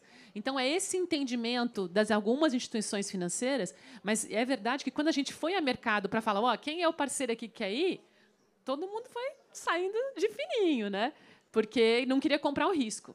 Né? Hoje, o nosso parceiro é o Itaú BBA, e que está feliz com a história. Hoje em dia, todo mundo quer vir, todo mundo quer, e agora a gente só fala sobre recuperação de área degradada. Mas, certamente, é uma coisa que necessita de uma... A nossa parte nisso é a assessoria agronômica, que é importante. Não é tão simples. Ah, então tá, toma dinheiro aí, vai lá e faz. Não é simples. Necessita de um acompanhamento muito forte. E eu acho que um outro ponto legal que a gente tem do projeto, que vale falar, é uma parte da conservação. Na hora que um produtor assina com a gente, dizendo, eu quero ser um produtor reverte, ele se compromete a manter a área de floresta como está. Se ele tiver excedente, durante os 10 anos, ele não pode usar essa área de floresta. Se ele tem 20, que ele tem que guardar, ele tem 26, vai guardar os 26. Se ele não cumprir isso, ele está fora. Então, acho que esse é o exemplo claro de como você consegue fazer isso em escala. Mas a questão do financiamento ela é crítica. Se a gente não conseguir... E não é pouco dinheiro, é muito dinheiro. E a gente precisa não só ter a intenção da grana, que vocês falaram dos bancos todos aqui, mas um mecanismo eficiente, porque é risk management, é gestão de risco. O banco vai olhar lá e vai falar, quem é esse produtor aqui? É pequenininho, é grande, tem crédito, não tem crédito. Não é só a boa intenção que conta. O cara tem que ter um rating de crédito aceitável. Então, a gente volta para a operação financeira e como que a gente capacita os produtores que estão fora, quem está com déficit de vegetação. Como é que você faz com que eles voltem para ser interessantes para o crédito, né? E mecanismos de garantia de crédito, eles têm um papel nesse... Muito, e é o que a gente faz. Essa é a nossa parte também. Tá. Eu vi, pelo menos nos Estados Unidos, estava lá esse período, muitas empresas, elas financiam, não o banco, mas as empresas financiando os seus supridores. Por quê? Porque elas tinham compromisso de descarbonização em toda a sua cadeia de suprimento, né? Então, o que ela fazia? Ela financiava a transição do produtor. Em vez de ser um banco, ela financiava, e o que o produtor dava para a empresa era a garantia de que o crédito de carbono gerado será vendido prioritariamente para a empresa. Muitas vezes já fixando o preço. Eu vou comprar, portanto, o crédito de carbono que você vai comprar fazendo essa transição. Isso é uma coisa que acontece no Brasil? Não tem um mecanismo único. Você pode também financiar, ajudar a financiar e ter a garantia do suprimento da operação de trading do produto que você origina, como tendo um privilégio, ou você que consegue participar. Então, não, eu acho que o mecanismo ele tem que ser outra coisa. Essa questão de recuperação de área degradada, a gente fala do Brasil, do Cerrado, indo para outras regiões, não sei o quê, mas isso é um projeto que a gente pode tornar mundial. A gente pode ir para um lugar, por exemplo, vamos pegar uma Colômbia, por exemplo, uma produção de menor escala. Como é que você adapta para um modelo de cooperativa? Como é que você faz com que isso seja um novo jeito de fazer? Que nem a gente fez com o plantio direto e todas essas técnicas que todo mundo fala no mundo inteiro, como sendo a agricultura regenerativa, o que o Brasil faz há 50 anos. Como é que a gente vai tornar essa questão de recuperação um toolkit meio básico, que é o jeito de fazer? Mas não tem um modelo único. Esse é o que funcionou para a gente. Talvez para o governo, nessa escala que ele quer, seja outro. Também você vê isso acontecendo, né? Daniel, eu vou passar para você agora, mas eu queria também pedir para a plateia aí ir aquecendo, tá? Eu vou oferecer a oportunidade de vocês, por favor, fazerem perguntas. Vamos pensando aí, vamos deixar o Daniel cobrar um outro pênalti, já deu uma rodada, vai outro aí, Daniel, marca outro. Eu achei muito interessante a análise da Graziele e também do Edu sobre os desafios de capturar uma parte desse recurso e colocá-lo à disposição para a transição verde no Brasil. E eu queria colocar um outro elemento que está no meio dessa equação, que eu acho que tende a se tornar cada vez mais relevante ao longo dos próximos anos. E que, para nós, no Brasil, vai ser central se nós queremos, como eu acho que queremos, aproveitar uma parte desse recurso para financiar nossas atividades de descarbonização. E eu vou colocar o problema na forma de 2 exemplos muito concretos. O primeiro foi da minha experiência pessoal. Cheguei em São Paulo, na FGV, me juntei ao FGV Agro, a convite do ministro Alberto Rodrigues. E aí, nos primeiros dias, uma empresa de aviação de um país asiático começou um diálogo conosco, dizendo: o meu governo quer que eu mude o motor para utilizar combustível sustentável, e eu preciso decidir se vou fazer isso com a tecnologia que vai aproveitar o etanol da cana no Brasil, o etanol do milho nos Estados Unidos, ou o biodiesel produzido na Europa da canola. Depois de algumas conversas, a empresa saiu, e nós fomos atrás para perguntar: o que aconteceu? Quer mais falar conosco? Não, na verdade não, porque o etanol de vocês provoca o desmatamento na Amazônia. E aí nós argumentamos: mas olha, nosso etanol é produzido em São Paulo. a 2.500 quilômetros da fronteira amazônica. Seria algo equivalente a plantar um eucalipto no sul da Itália e isso gerar desmatamento no norte da Inglaterra, como se as árvores começassem a cair. Então, não há uma relação direta entre a nossa produção de etanol e o desmatamento ou a preservação da Amazônia. Aí eles responderam, é verdade, mas há uma relação indireta. Porque o mercado internacional de biocombustíveis, e cada vez mais de todos os alimentos, é agora organizado segundo um conjunto de padrões de impacto indireto no uso da terra, chamado ILUC. E segundo os padrões de ILUC que prevalecem no mundo, nos Estados Unidos definido pelo GETAP, na Europa definido pelo Globion, que são redes de professores ou de intelectuais de universidades, feitos com base em dados da realidade deles e com base em critérios econômicos do mercado deles, hoje se estabelece que há uma relação de impacto daquele que a gente faz em São Paulo e na Amazônia. Faz até algum sentido, porque na realidade deles não há terra disponível. Então, quando você expande a sua produção para uma nova área, você está fazendo uma escolha do que fazer ou deixar de fazer com a terra. E aquilo expande a fronteira. Então, se não há terra disponível, terá um impacto sobre a fronteira adiante. No Brasil, nós sabemos que não é a nossa realidade. Nós temos, para cada hectare plantado, entre 2 e 3 de áreas degradadas, que nós estamos discutindo como recuperar. Nós temos 2 ou 3 safras. Nós temos ainda um espaço para ganho tecnológico imenso. Porém, os sistemas de ILUC, que hoje orientam as decisões de investimento internacional, tendem a não precificar adequadamente a nossa realidade. O problema é que isso, que é um critério regulatório para o mercado da Califórnia, para o mercado europeu, está se tornando uma moeda de decisão do investidor internacional em várias outras empresas que a gente, muitas vezes, sequer tem conhecimento. Então, o que aconteceu com essa empresa de aviação tende cada vez mais a acontecer em outros setores. E aqui o segundo exemplo. O governo brasileiro, agora, tem falado com lideranças europeias para buscar doação e apoio para financiar atividades de transição verde no Brasil. O governo da Dinamarca se disponibilizou a fazer uma doação, mas estabeleceu um critério, que o investimento no Brasil obedeça aos padrões de ILUC estabelecidos pela Europa. Em outras palavras, nós vamos ter que provar de que forma a recuperação de áreas degradadas no Brasil, por exemplo, intensificando a produção, aumentando o gado, fazendo ILPF, não gerará expansão na fronteira da floresta. É possível fazer isso hoje com o critério do Globion de GETAP? Muito dificilmente. Um grande trabalho que tem sido feito pela Embrapa, e o professor Morandi é um dos líderes nesse processo, é de tropicalizar esses padrões de impacto indireto. Nós sabemos que tem avanço nessa direção, mas essa é uma fronteira que será cada vez mais decisiva. Porque o investidor internacional ele é simples. Ele não tem interesse em conhecer o detalhe científico de como se calcula o impacto indireto no uso da terra. Ele vai pegar o padrão do comércio internacional, que é seguro, que ele também quer evitar o risco de exposição da sua marca, se acusar de greenwashing ou coisa do tipo. E se esse padrão internacional, que é o que vale no mercado, diz que as nossas atividades geram impacto na Amazônia, ainda que se esteja a quase 3.000 quilômetros de distância, dificilmente o empreendedor, o investidor brasileiro conseguirá reagir. Portanto, há uma tarefa científico-regulatória aqui central. E aí, só para deixar claro o meu primeiro ponto, embaixador, seu comentário foi muito bom. Não é que nós não devemos ter um mercado de carbono ou ingressar nessas trocas internacionais. É que eu acho que o agro não deve ser regulado por padrões estabelecidos fora, que acabam precificando os nossos vícios de forma exagerada e ocultando completamente as nossas virtudes e oportunidades. Então, é nessa direção. Mas aí, seguindo esse último ponto que você fez, e se ele fosse regulado seguindo a nossa realidade,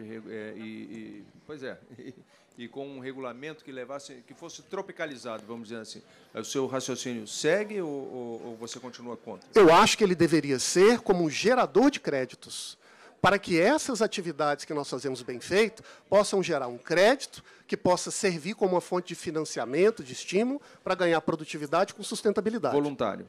Não, pode ser, inclusive, regulado, para compensar emissões que acontecem em parte daqueles que são devedores no setor regulado.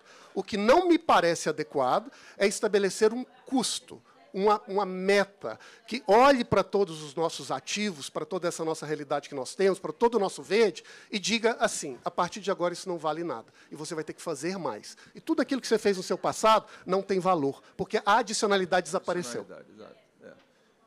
Aqui no nosso auditório, uma primeira perguntinha. Rodrigo Justo, da CNA. Queria parabenizar primeiramente aqui a qualidade do debate e concordar também com o Daniel embaixador, porque a redução da emissão de gás de efeito estufa no setor agropecuário, ela é um resultado indireto de boas práticas, de correção de solo, de investimento na propriedade. Se eu crio para o produtor um custo que ele tem que fazer um inventário, cada um para provar quanto emite, porque, como foi bem colocado aqui, cada propriedade, cada cultura, em cada época gera, né? Não se pode usar o mesmo standard. Quanto custa, quanto emite uma tonelada de cimento para ser produzida, nós sabemos em qualquer lugar do mundo e qualquer fábrica é a mesma coisa. E, de outro lado, nós temos o fator econômico. O governo agora pretende recuperar 40 milhões de hectares de área degradada, pecuária. Mas, precisamos lembrar, há um ano atrás, uma roupa de boi valia R$ 340, hoje vale 180. Então, significa que ficou pequena a margem do produtor para que ele vá fazer financiamento, se endividar para recuperar a área. A soja valia um ano atrás R$ 190 um saco, hoje está 132. Então, significa que há uma queda de quase 50% de preço. Então, quando vemos o Congresso, vários deputados e o governo querendo colocar o agro no mercado regulado e dizendo temos que aprovar agora por causa do princípio da anualidade, o princípio da anualidade significa que eu não posso impor um tributo, né, no mesmo exercício fiscal. Então, veja que a ideia, ela não é descarbonização, ela é arrecadatória. Por isso, quando eu assisti lá o Daniel, dias atrás, lá um vídeo que circulou na web, né, colocando esse alerta de que se transfere a discussão para cima do agro, que também é emissor e tem um dever de casa, né, isso nos deixa muito preocupado. Viu, Eduardo também lá, né, na audiência pública, e parece que boa parte dos parlamentares não estão entendendo. E é essa a questão que foi colocada. O produtor que quiser vender créditos de carbono, segundo a ótica que o setor defende, ele poderá fazer, mas ele terá que fazer o seu inventário. Quer dizer, eu quero participar do mercado de carbono como produtor, eu posso, desde que eu vou ter que fazer meu inventário e provar que eu tenho um balanço negativo, né, como colocou bem o professor Serri, né, que negativo, a gente tem a ideia de que negativo é prejudicial. Não, o negativo é porque não há emissões, né, há remoções. Né? Então, é essa a observação, né? E o professor Serri bem colocou esse aspecto aí da questão do inventário. Então, só para contribuir com o debate, de que o critério econômico ele está acima de tudo e só ele poderá fazer. Não basta um decreto dizendo vamos recuperar 40 milhões de hectares. Essa é a lógica, né? Eu acho que em todos os lugares dos Estados Unidos, na Europa, é a mesma coisa. Quer dizer, ninguém está imaginando que o produtor vai fazer essa transição de uma maneira deficitária, né? Precisa ter um estímulo, e o estímulo ele pode acontecer em função do mercado, né?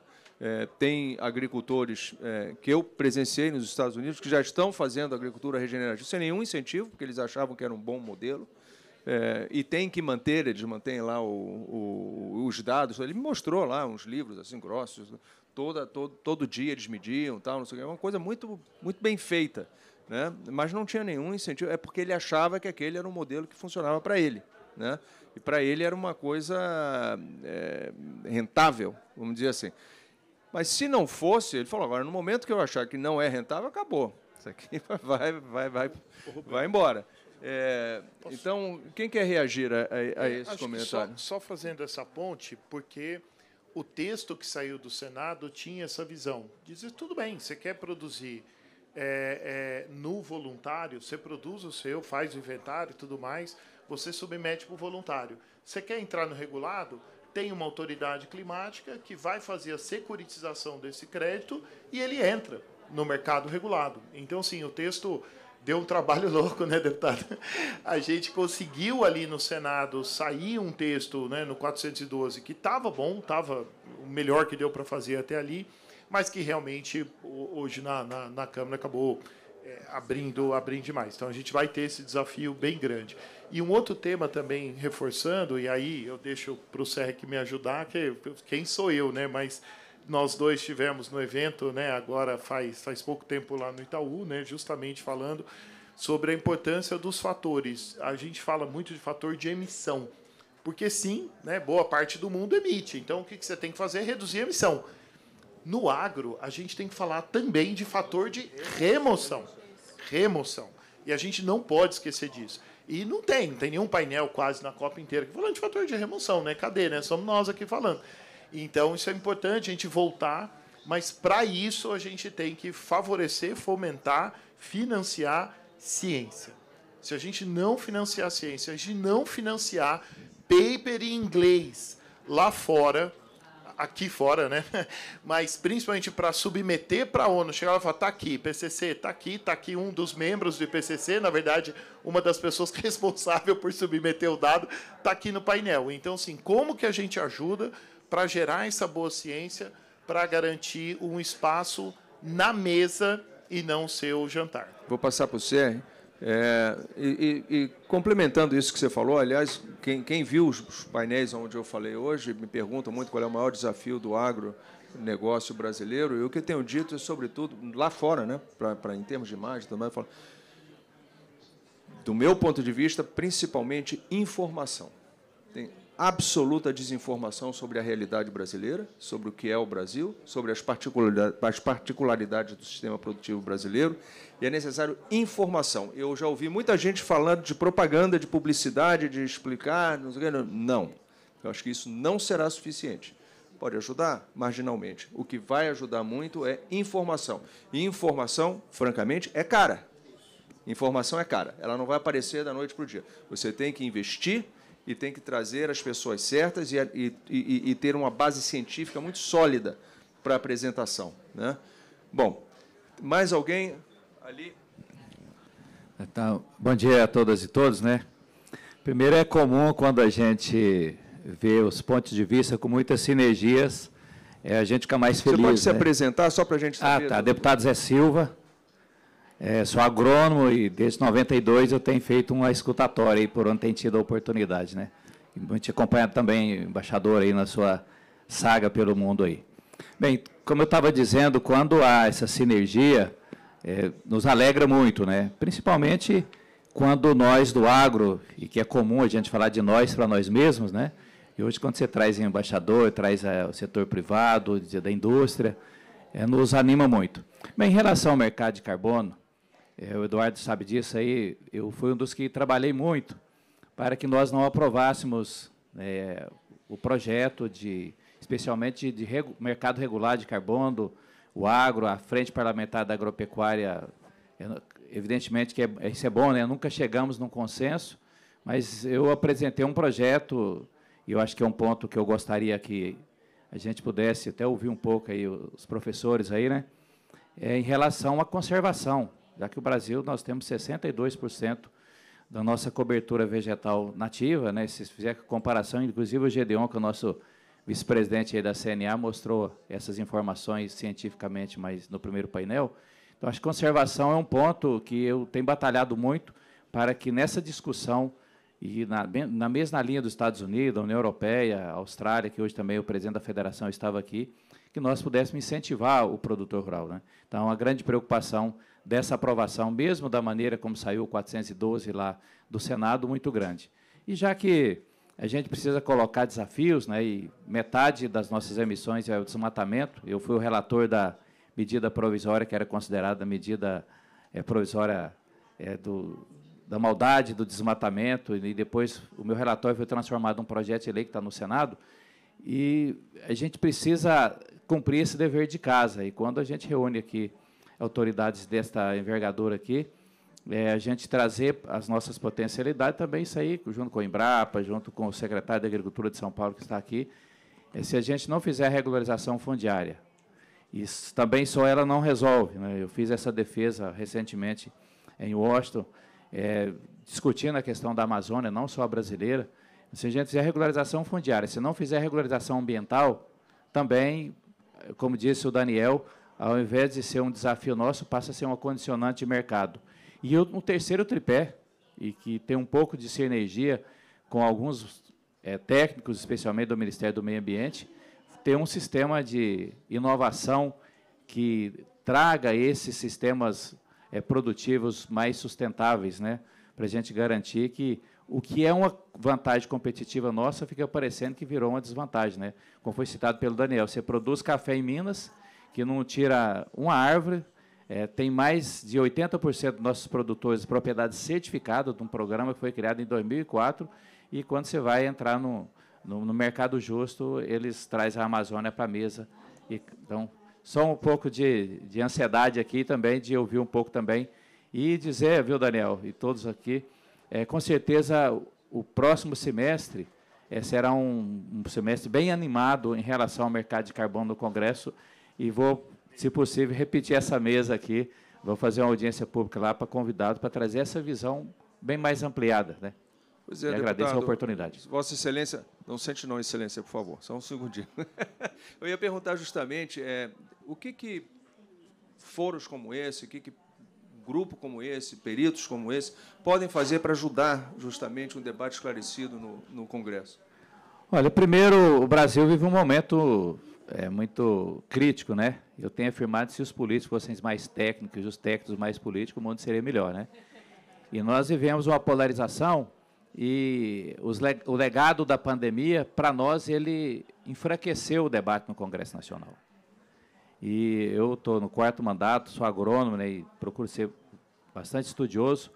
Eu tenho afirmado que, às vezes, o parlamentar que tem causas de Estado, bandeira de Estado, ele não chama tanta atenção aqueles que fazem uma dancinha, coloca nas redes sociais, ou vai numa audiência pública, fala 2 minutos, já inclusive com os intervalos, né, já pronto para ele colocar as imagens que ele acha que vai dar mais acesso.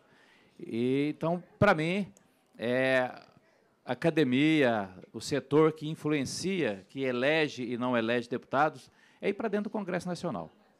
Eu acho que esse é o ponto fundamental. O Congresso precisa mudar o debate, não é só saber se é direita ou esquerda, ou se votou no A ou no B.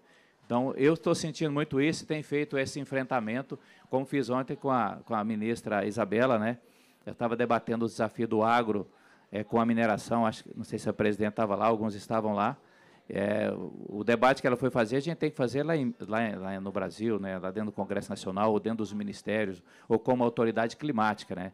Aqui nós temos que fazer as sinergias e trazer desafios comuns como esse.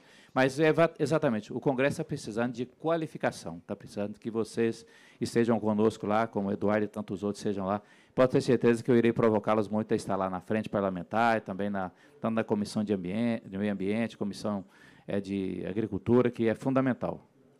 Eu assumo o risco de me comprometer em função comprometer os outros e aceitar essa provocação, esse convite. Deputado. Com certeza serão convidados formalmente lá. Eu queria fazer um comentário aqui, fazer um coro aqui no deputado falou. Quando a gente fala muito dessa agenda ESG, né? Todo mundo fala sobre isso, mas o G existe para fazer o E e o S acontecer. E a gente essa agenda veio pela questão de uma gestão de risco, pela perspectiva do investidor. Então, deputado, o que a gente precisa é resolver a questão fundiária, porque a gente não vai dar crédito para recuperar essa pastagem de quem não tem titulação da terra. O que a gente precisa é o CAR analisado. Isso está na mão do governo, não é nosso. Eu queria fazer aqui uma menção especial ao secretário de Agricultura de São Paulo, Guilherme Piau, e do esforço que o Estado de São Paulo tem feito para agilizar isso, para ser talvez o primeiro Estado a finalizar esse negócio. É uma vergonha que a gente não conclua esse negócio. Então, se a gente não tem a parte de segurança jurídica, como é que nós vamos dar crédito? Como nós vamos dar crédito competitivo? Né? Então, só para fazer aqui coro e observar aqui o trabalho que está sendo feito especificamente no Estado de São Paulo, mas a gente tem outros também aí na frente, e isso está na mão. E a questão de combater as ilegalidades. Né? A gente sabe que o que sai no jornal são as coisas ruins que acontecem. Né? Mas as coisas ruins que acontecem é 2% do que acontece de verdade. Então, a gente já conversou bastante, né, embaixadora, a questão da comunicação nossa. Fazer paper em inglês, Edu, mas é ir para evento como esse, lá naquele pavilhão lá do grandão, falando inglês lá com o povo, para contar. Porque, senão, eles trazem todo mundo e não trazem o único país que vai dobrar a produção agrícola, agropecuária, em 3, 4, 5 anos, se a gente quiser. É isso. Muito obrigado. Eu vou poupar o senhor secretário de se apresentar, o secretário de Agricultura do Estado de São Paulo, Guilherme Piau. Bom, prazer estar aqui. Parabéns pela qualidade do painel. Anotei tudo, porque nós estamos focados lá em São Paulo em tudo isso que vocês estão falando, então acho que a gente está no caminho certo em relação ao mercado de crédito de carbono. Nós somos parceiros da Embrapa, da USP, de todos vocês. Mas eu queria fazer umas observações Eu fui no AMC do painel do governo americano ontem, que é uma premiação para empresas inovadoras do agro, que significa Agriculture, Innovation, Mission, Climate. O governo americano deu 17 bilhões de dólares para startups em incentivo, em um ano.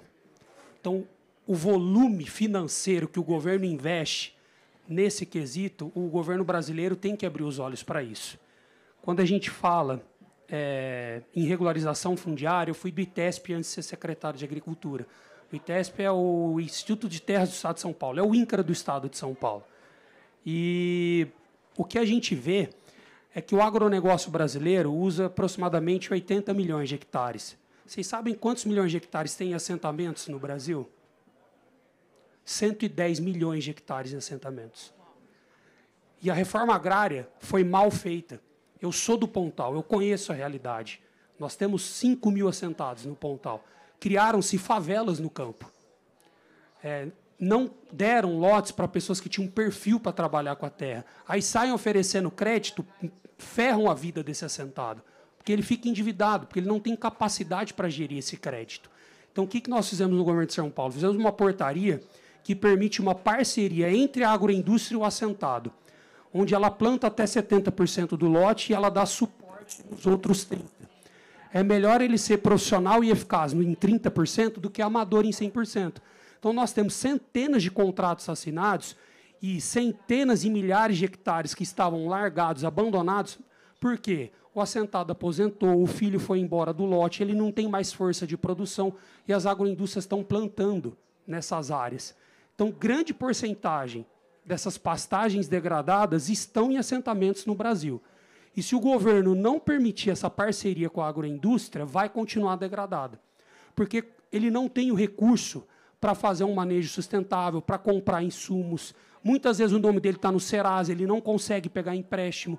Então, o governo federal tem que olhar para isso, porque são milhões de hectares, muito mais do que o agronegócio usa.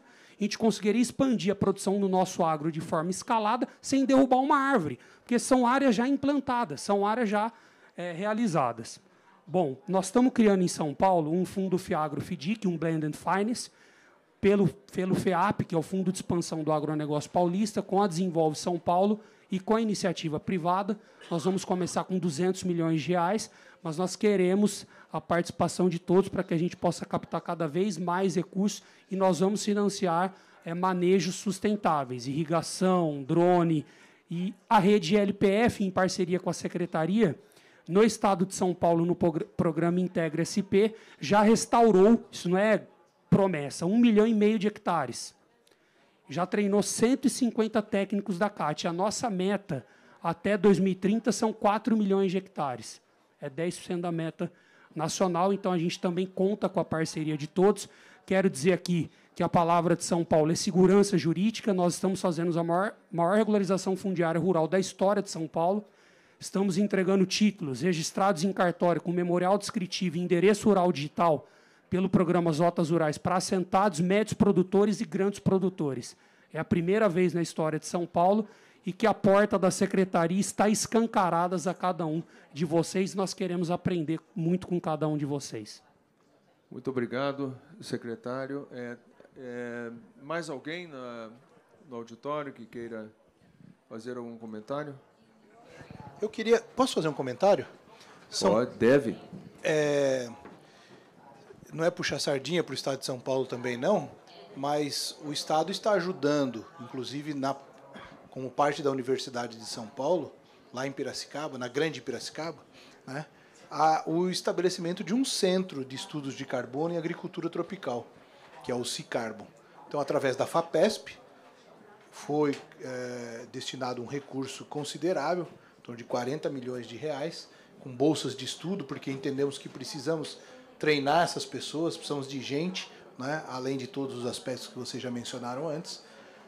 Junto com a FGV e com a Embrapa, esperamos, nesse monitor, que talvez o Daniel possa falar depois, né, valorizar ainda mais as ações que o ABC+, e outras tantas iniciativas têm feito, e que não aparecem, no meu ponto de vista, e talvez no ponto de vista de alguns aqui, de forma otimizada como deveria, né, nos nossos documentos oficiais, por exemplo, a comunicação nacional, o inventário. Então, iniciativas como, por exemplo, Rodrigo falou, é difícil mesmo para cada produtor ter a sua própria mensuração. Isso é difícil. Nós estamos nos arriscando, junto com outros colaboradores, né, instituições colaboradoras, a ter uma linha de base, por exemplo, do Brasil, que hoje é inexistente, com mensurações de carbono no solo, na vegetação, para o Brasil inteiro. 450 mil amostras de solo, mais esse tanto de plantas.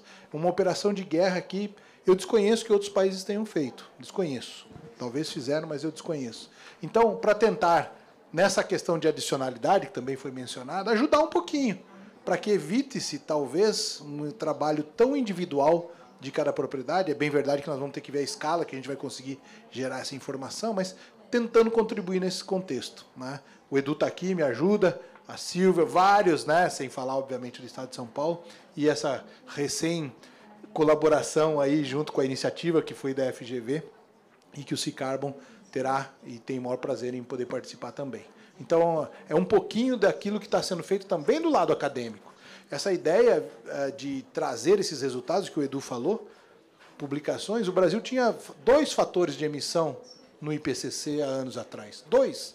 Era uma vergonha, né? Uma vergonha. Hoje tem mais de 400, com potencial para ter muito, para triplicar esse valor. Por quê? Porque senão a gente não apresenta os nossos números, acontece que os outros vão apresentar o número deles para a nossa situação e que, obviamente, não é condizente com a nossa realidade. Então, também é um pouco de culpa nossa, né? Essa comunicação é até um pouco de culpa nossa. Talvez precisamos intensificar aí a nossa ação em comunicar melhor, em ter dados oficiais que vão para lá, né? E é um pouco disso que nós estamos propondo a juntar o coro do que já é feito, né, para as instituições hoje. Perfeito. Obrigado, professor. Fazer um comentário rápido, e, começando pela fala do professor Serri, que ele, naturalmente, é muito modesto, mas eu não preciso sê-lo, falando sobre o trabalho dele. Eu acho que o Cicarbon pode ser, ou deve ser, uma das inovações mais importantes para essa geração e produção de conhecimentos da agricultura brasileira nos próximos anos. É uma instituição que tem um potencial imenso e que pode e deve suprir uma lacuna cada vez mais importante nesse futuro da economia de produção de alimentos sustentável no mundo. E o que a FGV pretende ou está tentando fazer, com a colaboração de outras instituições como da Embrapa, é de apoiar e olhar um pouco mais para os aspectos de governança, da relação internacional, de como esses critérios científicos acabam participando desses jogos de negociações externas, e trazer um pouco do aspecto regulatório, político, institucional para esse jogo. Então, essa é a parte da aliança que nós estamos tentando fazer, no intuito, e esse é o papel da FGV, de colaborar, de auxiliar e orientar o setor privado e público naquilo que as lideranças considerem prioritárias. Mas eu queria fazer um elo entre isso, se me permite, embaixador, e o seu comentário há alguns minutos.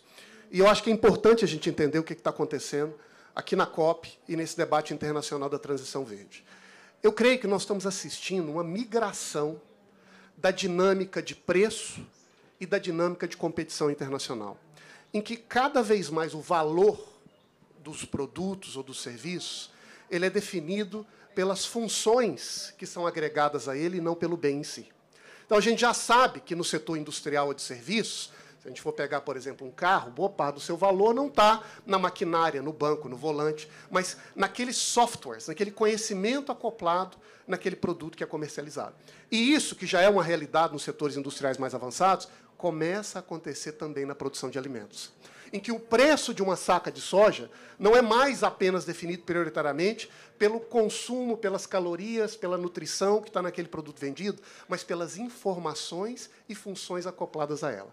O problema é que a infraestrutura para essa primeira economia de produção de bens é diferente da infraestrutura para gerar e categorizar essas informações. E o que nós estamos debatendo aqui é como que nós vamos avançar amadurecer a criação dessa infraestrutura de informações que, em última análise, é determinante para definir o preço das coisas. Cada vez mais, quem tiver essas informações robustas, íntegras, seguras sobre o seu produto, e isso vai depender do trabalho que o professor Serri e que a Embrapa fizerem, tende a ter um preço mais qualificado no mercado internacional. É como se fosse assim, aqui eu termino, embaixador. Nós debatíamos, há 20 anos, há 30 anos no Brasil, e eu sei que esse debate ainda existe, a importância de ter uma infraestrutura pública de escoamento da produção. Porque o produtor é competitivo dentro da fazenda, mas tem uma estrada que não é boa, falta sistemas de portos, falta sistema ferroviário. Agora, nós vamos ter que fazer esse debate, mas cada vez mais, como que nós vamos criar essa infraestrutura da informação, que vai permitir a nós, que somos competitivos dentro da fazenda, sermos também competitivos na geração dessas informações que definem o preço. E é isso que o mundo lá fora, os Estados Unidos, a Europa e a China, estão agora trabalhando para construir. Esses sistemas de métrica, essas metodologias, esses parâmetros de regulação que disponibilizam ao produtor, de uma forma relativamente barata, a capacidade de dar preço, de dar informação ao seu bem. Se eu pudesse agregar só uma coisa, Daniel. Lá na área de comércio, né, na OMC e tal, uma coisa que sempre tinha um engajamento muito ativo dos participantes, dos membros, era rotulagem, né? E você está falando de preço prêmio. Eu me pergunto até se nós teremos esse preço premiado ou se não será uma exigência de mercado, né? Se você não tiver, você não entra. É simples assim, né?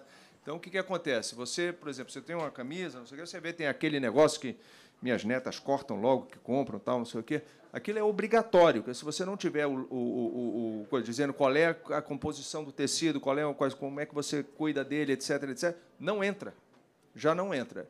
Eu consigo ver, com alguma facilidade, um futuro onde, quando nos Estados Unidos, na Europa, nos mercados avançados, a saca do produto vier com um rótulo dizendo onde foi produzido, qual foi a quantidade de carbono emitida, etc., etc., eles digam, olha, por falar nisso, Brasil, Argentina, sei lá quem mais, para entrar aqui tem que ter o mesmo rótulo. Então, é bom a gente estar preparado também para esse cenário. Mas temos aqui na plateia mais uma pergunta. Bom dia a todos. Claro, bom dia a todos. Eu sou o Juliano da BAG. E primeiro queria agradecer a presença da presidente Silva, do secretário Guilherme, do deputado Zé Silva e Marcelo Morandi, né, que é um grande especialista na área. Mas um dos temas que o Daniel ressaltou aqui dentro desse mercado regulado de carbono é que a agropecuária em nenhum lugar do mundo está incluído até o momento no mercado regulado. E uma das coisas que eu converso muito com o Edu, com o embaixador também, é exatamente essa questão de que como que a gente deve incluir a agropecuária, longo prazo, dentro de um mercado regulado para exatamente fortalecer e valorizar um crédito de carbono dentro desse mercado. E quando a gente pensa nas formas que isso pode acontecer, quando a gente pensa no desmatamento, é comando e controle, a gente comenta muito isso, né, Edu? Quando a gente fala da indústria, seria atualmente o mercado regulado de carbono, que deve ser uma política industrial adotada no Brasil. Quando a gente pensa na agropecuária, a gente pensa no plano ABC. E esse plano ABC, por meio desses investimentos contínuos, possibilitarão o pequeno produtor, enfim, as produções de maneira geral, adotarem essas boas práticas e enxergarem o valor a médio e longo prazo. Qual que é a visão de vocês em relação ao caminho que o Brasil ainda precisa percorrer dentro do plano ABC e se isso já ainda é suficiente para que a agropecuária seja, de fato, incluída no mercado regulado? Acho que essa é a minha pergunta. E como a pergunta foi endereçada, eu entendo, um pouco a todos, a não ser que tenha mais alguém interessado em fazer. Eu ia pedir que ouviram um pouco todos que tem, porque nós estamos chegando no final e eu não queria deixar de dar oportunidade a todos no auditório que tenham interesse em falar. Não precisa ser uma pergunta, se quiser fazer algum comentário também, por favor, façam agora, porque depois eu vou passar aqui para o pessoal do painel para encerrar o nosso excelente debate. Não, deixa só... Bem, bom dia a todos. Bem, meu nome é Silvia Mascoá, sou a presidente da Embrapa, mas o que eu queria comentar aqui, que tem um pouco a ver com com o Cicarbon, que a Graziele comentou de comunicação, que o Edu falou de produção científica internacional. Eu assumi a presidência da Embrapa agora em maio e comecei a fazer um levantamento de dados e informações, até porque eu sou dessa área, viu, embaixador? E é minha área. E realmente, a gente tem muito dado e informação que isso hoje não está sendo utilizado para fazer essa comunicação necessária dessa agricultura dentro do plano ABC+, Então, realmente, essas métricas e indicadores, eu acho que é o próximo passo para a gente ter uma base científica para a gente poder realmente levar para o mundo todo e mostrar o quanto o plantio direto, sistema integrado, bioinsumos, hoje tem agregado de valor no sistema de produção como um todo. E, além disso, eu gostaria de comentar essa questão que a gente tem que estar articulado, eu acho que é isso que é importante, isso foi diferencial do Brasil nos 50 anos, academia, governo, setor produtivo, o Cicarbon, a gente está integrado do ponto de vista de ciência, mas como isso está integrado com o governo, com política pública e também com o setor produtivo para fomentar, incentivar o financiamento para que a gente possa conseguir atingir esse... E dentro da Embrapa, a gente tem um roadmap, quer dizer, a partir de dados, as plataformas e como a gente vai chegar nesse crédito de carbono, e é nesse roadmap que a gente está trabalhando aí para poder levar essa informação. E eu estou vendo aqui também outros colegas, como o Gustavo, o Bruno, só para trazer alguma informação para vocês. Por exemplo, eu fui levantar um primeiro dado na Amazônia, que você comentou, né, da Amazônia. Nossos colegas que trabalham lá há mais de 20 anos, trabalhando com consórcio de gramíneas e leguminosas naquela região, 55 mil hectares, trabalhando com produtores de corte de leite. Eles conseguiram uma redução da emissão de gases de 36%.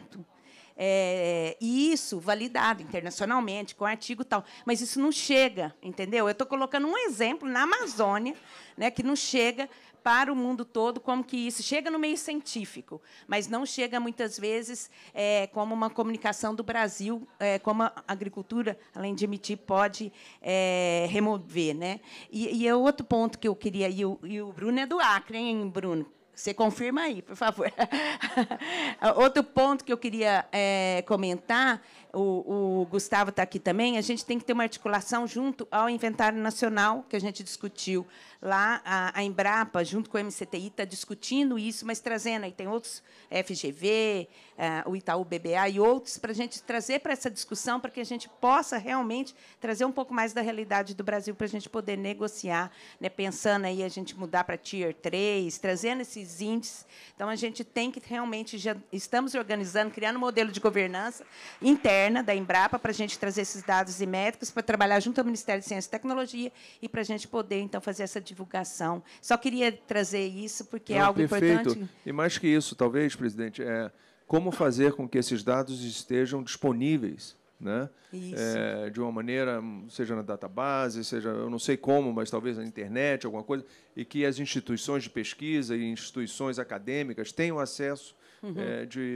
E muitas vezes essas coisas não são divulgadas porque não se conhece. Exatamente. Não se sabe, né? Então, muito boa a colocação que a senhora fez. Parabéns pelo painel aí, muito rico. Parabéns a todos aí, muito obrigada. Só uma pergunta, Caixa. Vocês acham que vale a pena o Estado de São Paulo já começar ou esperar a regulação federal? Eu estou olhando para o painel aqui, ó. Olha lá o Marcelo olhando. Marcelo, se apresenta, por favor. Sou Marcelo Morante, sou pesquisador da Embrapa, atualmente trabalhando junto com a Silva na assessoria de relações internacionais. Voltando nessa questão, né, a agricultura está dentro, está fora do mercado, regulada, etc. Tal. No mundo inteiro, realmente não tem nenhuma agricultura sendo com metas de redução de emissões dentro do mercado regulado. Isso não significa que a agricultura não esteja dentro do mercado. Porque quando a gente está falando aqui, por exemplo, de uma agroindústria, vamos pegar no Brasil o etanol, o biodiesel, o que for, a agricultura está lá na base. A agricultura é a matéria-prima que vai para lá. Então, o carbono lá da agricultura vai para a indústria. Então, a nossa discussão no Brasil não deveria ser crédito de carbono para o agricultor. O agricultor vai conseguir muito pouco crédito de carbono, porque o custo é muito alto dele fazer todo o seu inventário, etc. Não compensa, ele vai receber $7, $10 por tonelada e ele tem que manter isso por 20, 30 anos, evitar a perda desse solo, né, leakage e tudo mais. Então, é extremamente complicado. Mas, ao mesmo tempo, o agricultor pode se beneficiar do processo do mercado de carbono. E aí, por exemplo, a gente tem um mecanismo no Brasil que é a valorização lá dos biocombustíveis, que paga diferencial para quem entrega produto mais informação, mais dado, aquilo que o Daniel e que a Silva trouxe.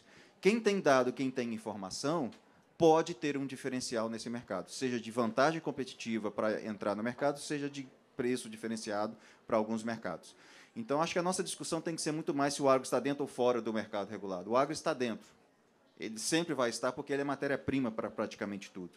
Então, a nossa questão é como que nós reduzimos a intensidade de carbono das nossas cadeias produtivas. E não pensar em crédito de carbono, mas pensar em redução de intensidade de carbono, pegada de carbono no popular.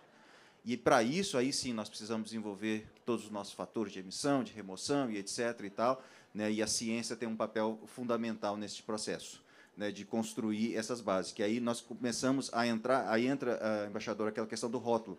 A Europa já tem esse mecanismo, que é o IPEF, se eu não me engano, que chama, que é um mecanismo de rotulagem ambiental, que, inclusive, não é carbono. Eles têm 18 indicadores de sustentabilidade, que vai desde depressão da camada de ozônio a acidificação de água.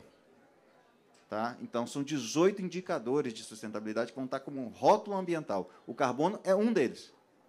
Né? Então, a nossa discussão acho que tem que ser um pouco mais ampla quando a gente pensa em água. E não pensar tanto, porque se o produtor consegue fazer isso tudo, todas as boas práticas, reduzir a intensidade de carbono na cadeia e aumentar a produtividade dele em 3 sacas de soja por hectare, ele ganha mais do que vender carbono. Muito bem. Mais um comentário?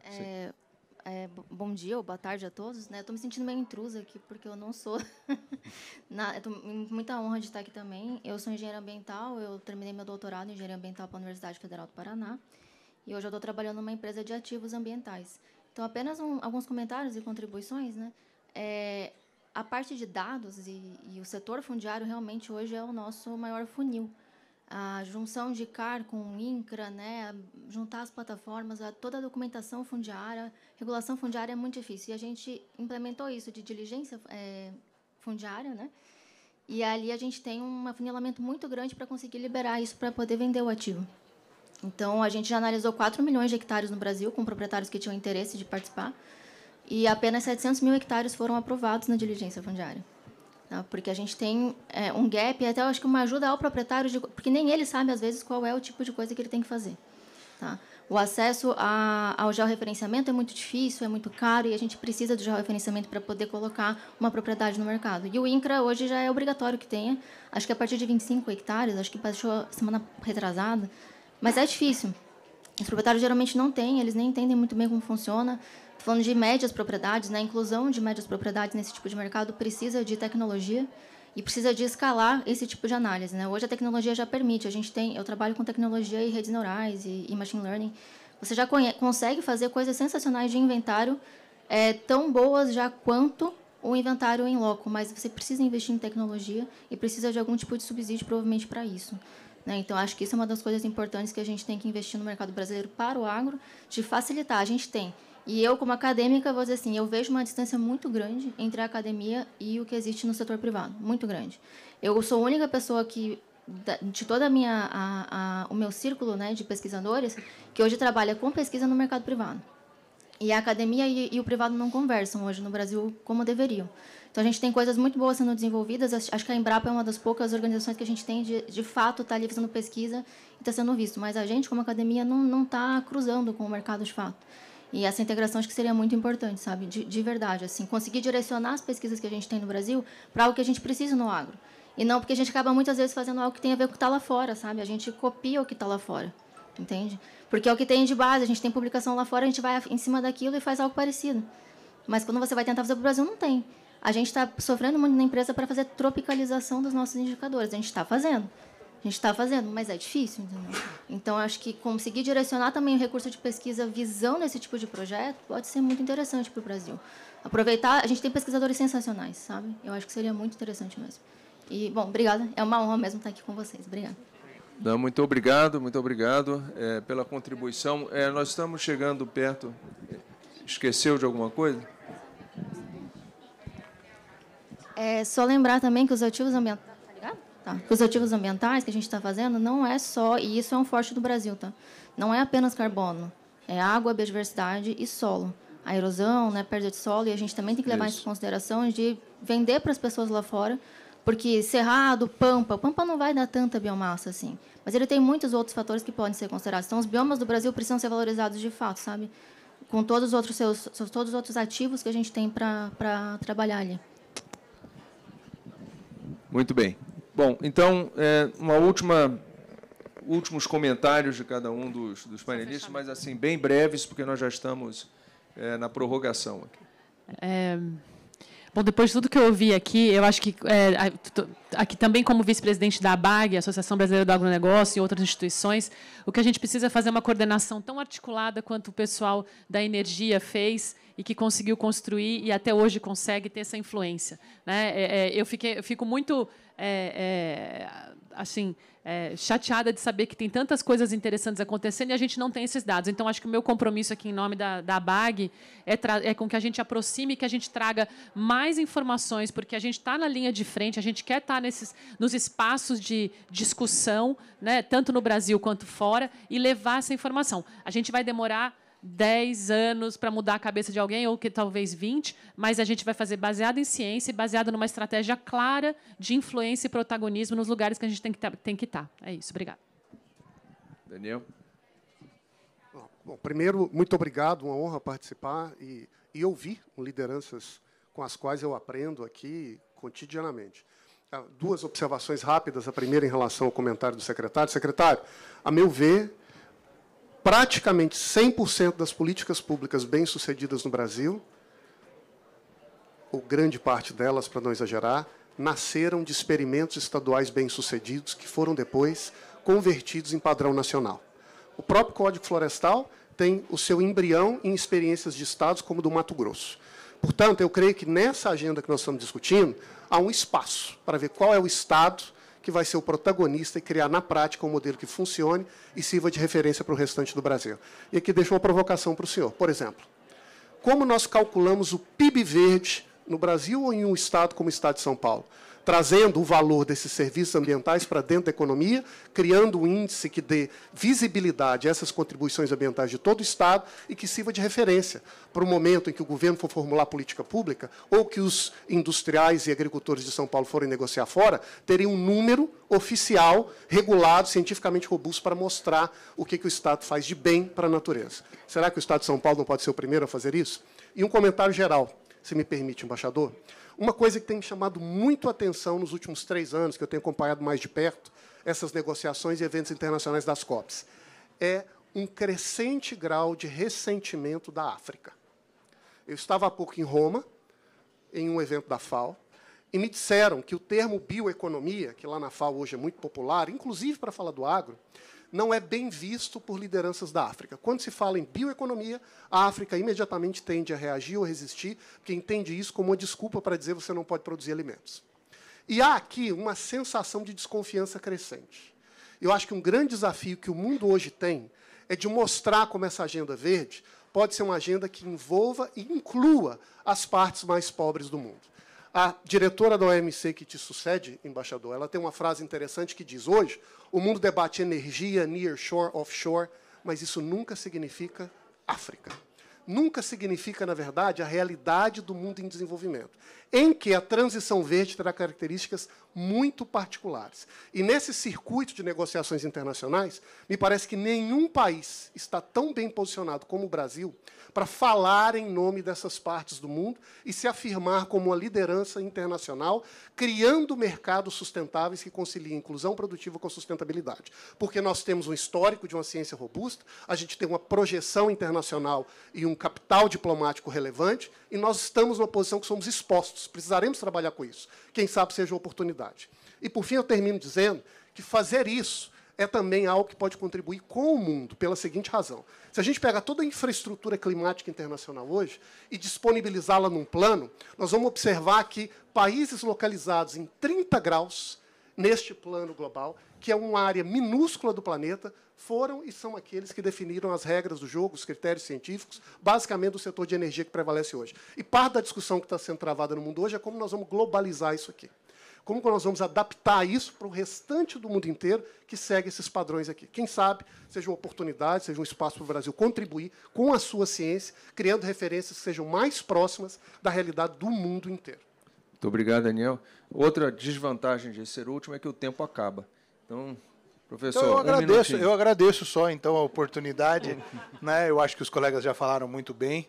Estou muito feliz de estar aqui. Obrigado pela oportunidade, né, de aprender com todos vocês. Eu acho que sim, é isso. A ciência evoluiu muito, mas ainda tem muita coisa para ser feita.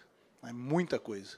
Eu fico, às vezes, apreensivo, adoro essas técnicas que a colega falou, trabalho com elas, de modelo de simulação, inteligência artificial, mas se não tem dado para colocar ali, essas ferramentas todas ficam pouco úteis. E minha sensação é que a gente tem ainda muita coisa para gerar de informação, sim, valorizar o que já tem, mas muito ainda para se gerar de informação, porque senão coloca algum dado meio esquisito, o resultado sai também esquisito. E o único jeito que eu vejo é essa cooperação, né, público-privado, que é realmente ainda incipiente, mas que a gente precisa reverter. Obrigado pela oportunidade. Muito obrigado, Eduardo. Rapidinho, agradecer e dizer que eu acredito muito em ciência, regulação e financiamento para a gente implementar projetos. Mas esses projetos precisam ser colaborativos, portanto, com pessoas, mas a gente nunca pode esquecer para as pessoas. Se a gente esquecer esse componente humano, de qualificar a gente, de ajudar as pessoas, principalmente nesses países mais necessitados, a gente vai perder essa batalha. E é para isso, na minha opinião, que a gente está aqui, todo mundo junto, fazendo a diferença. Muito obrigado. Muito obrigado.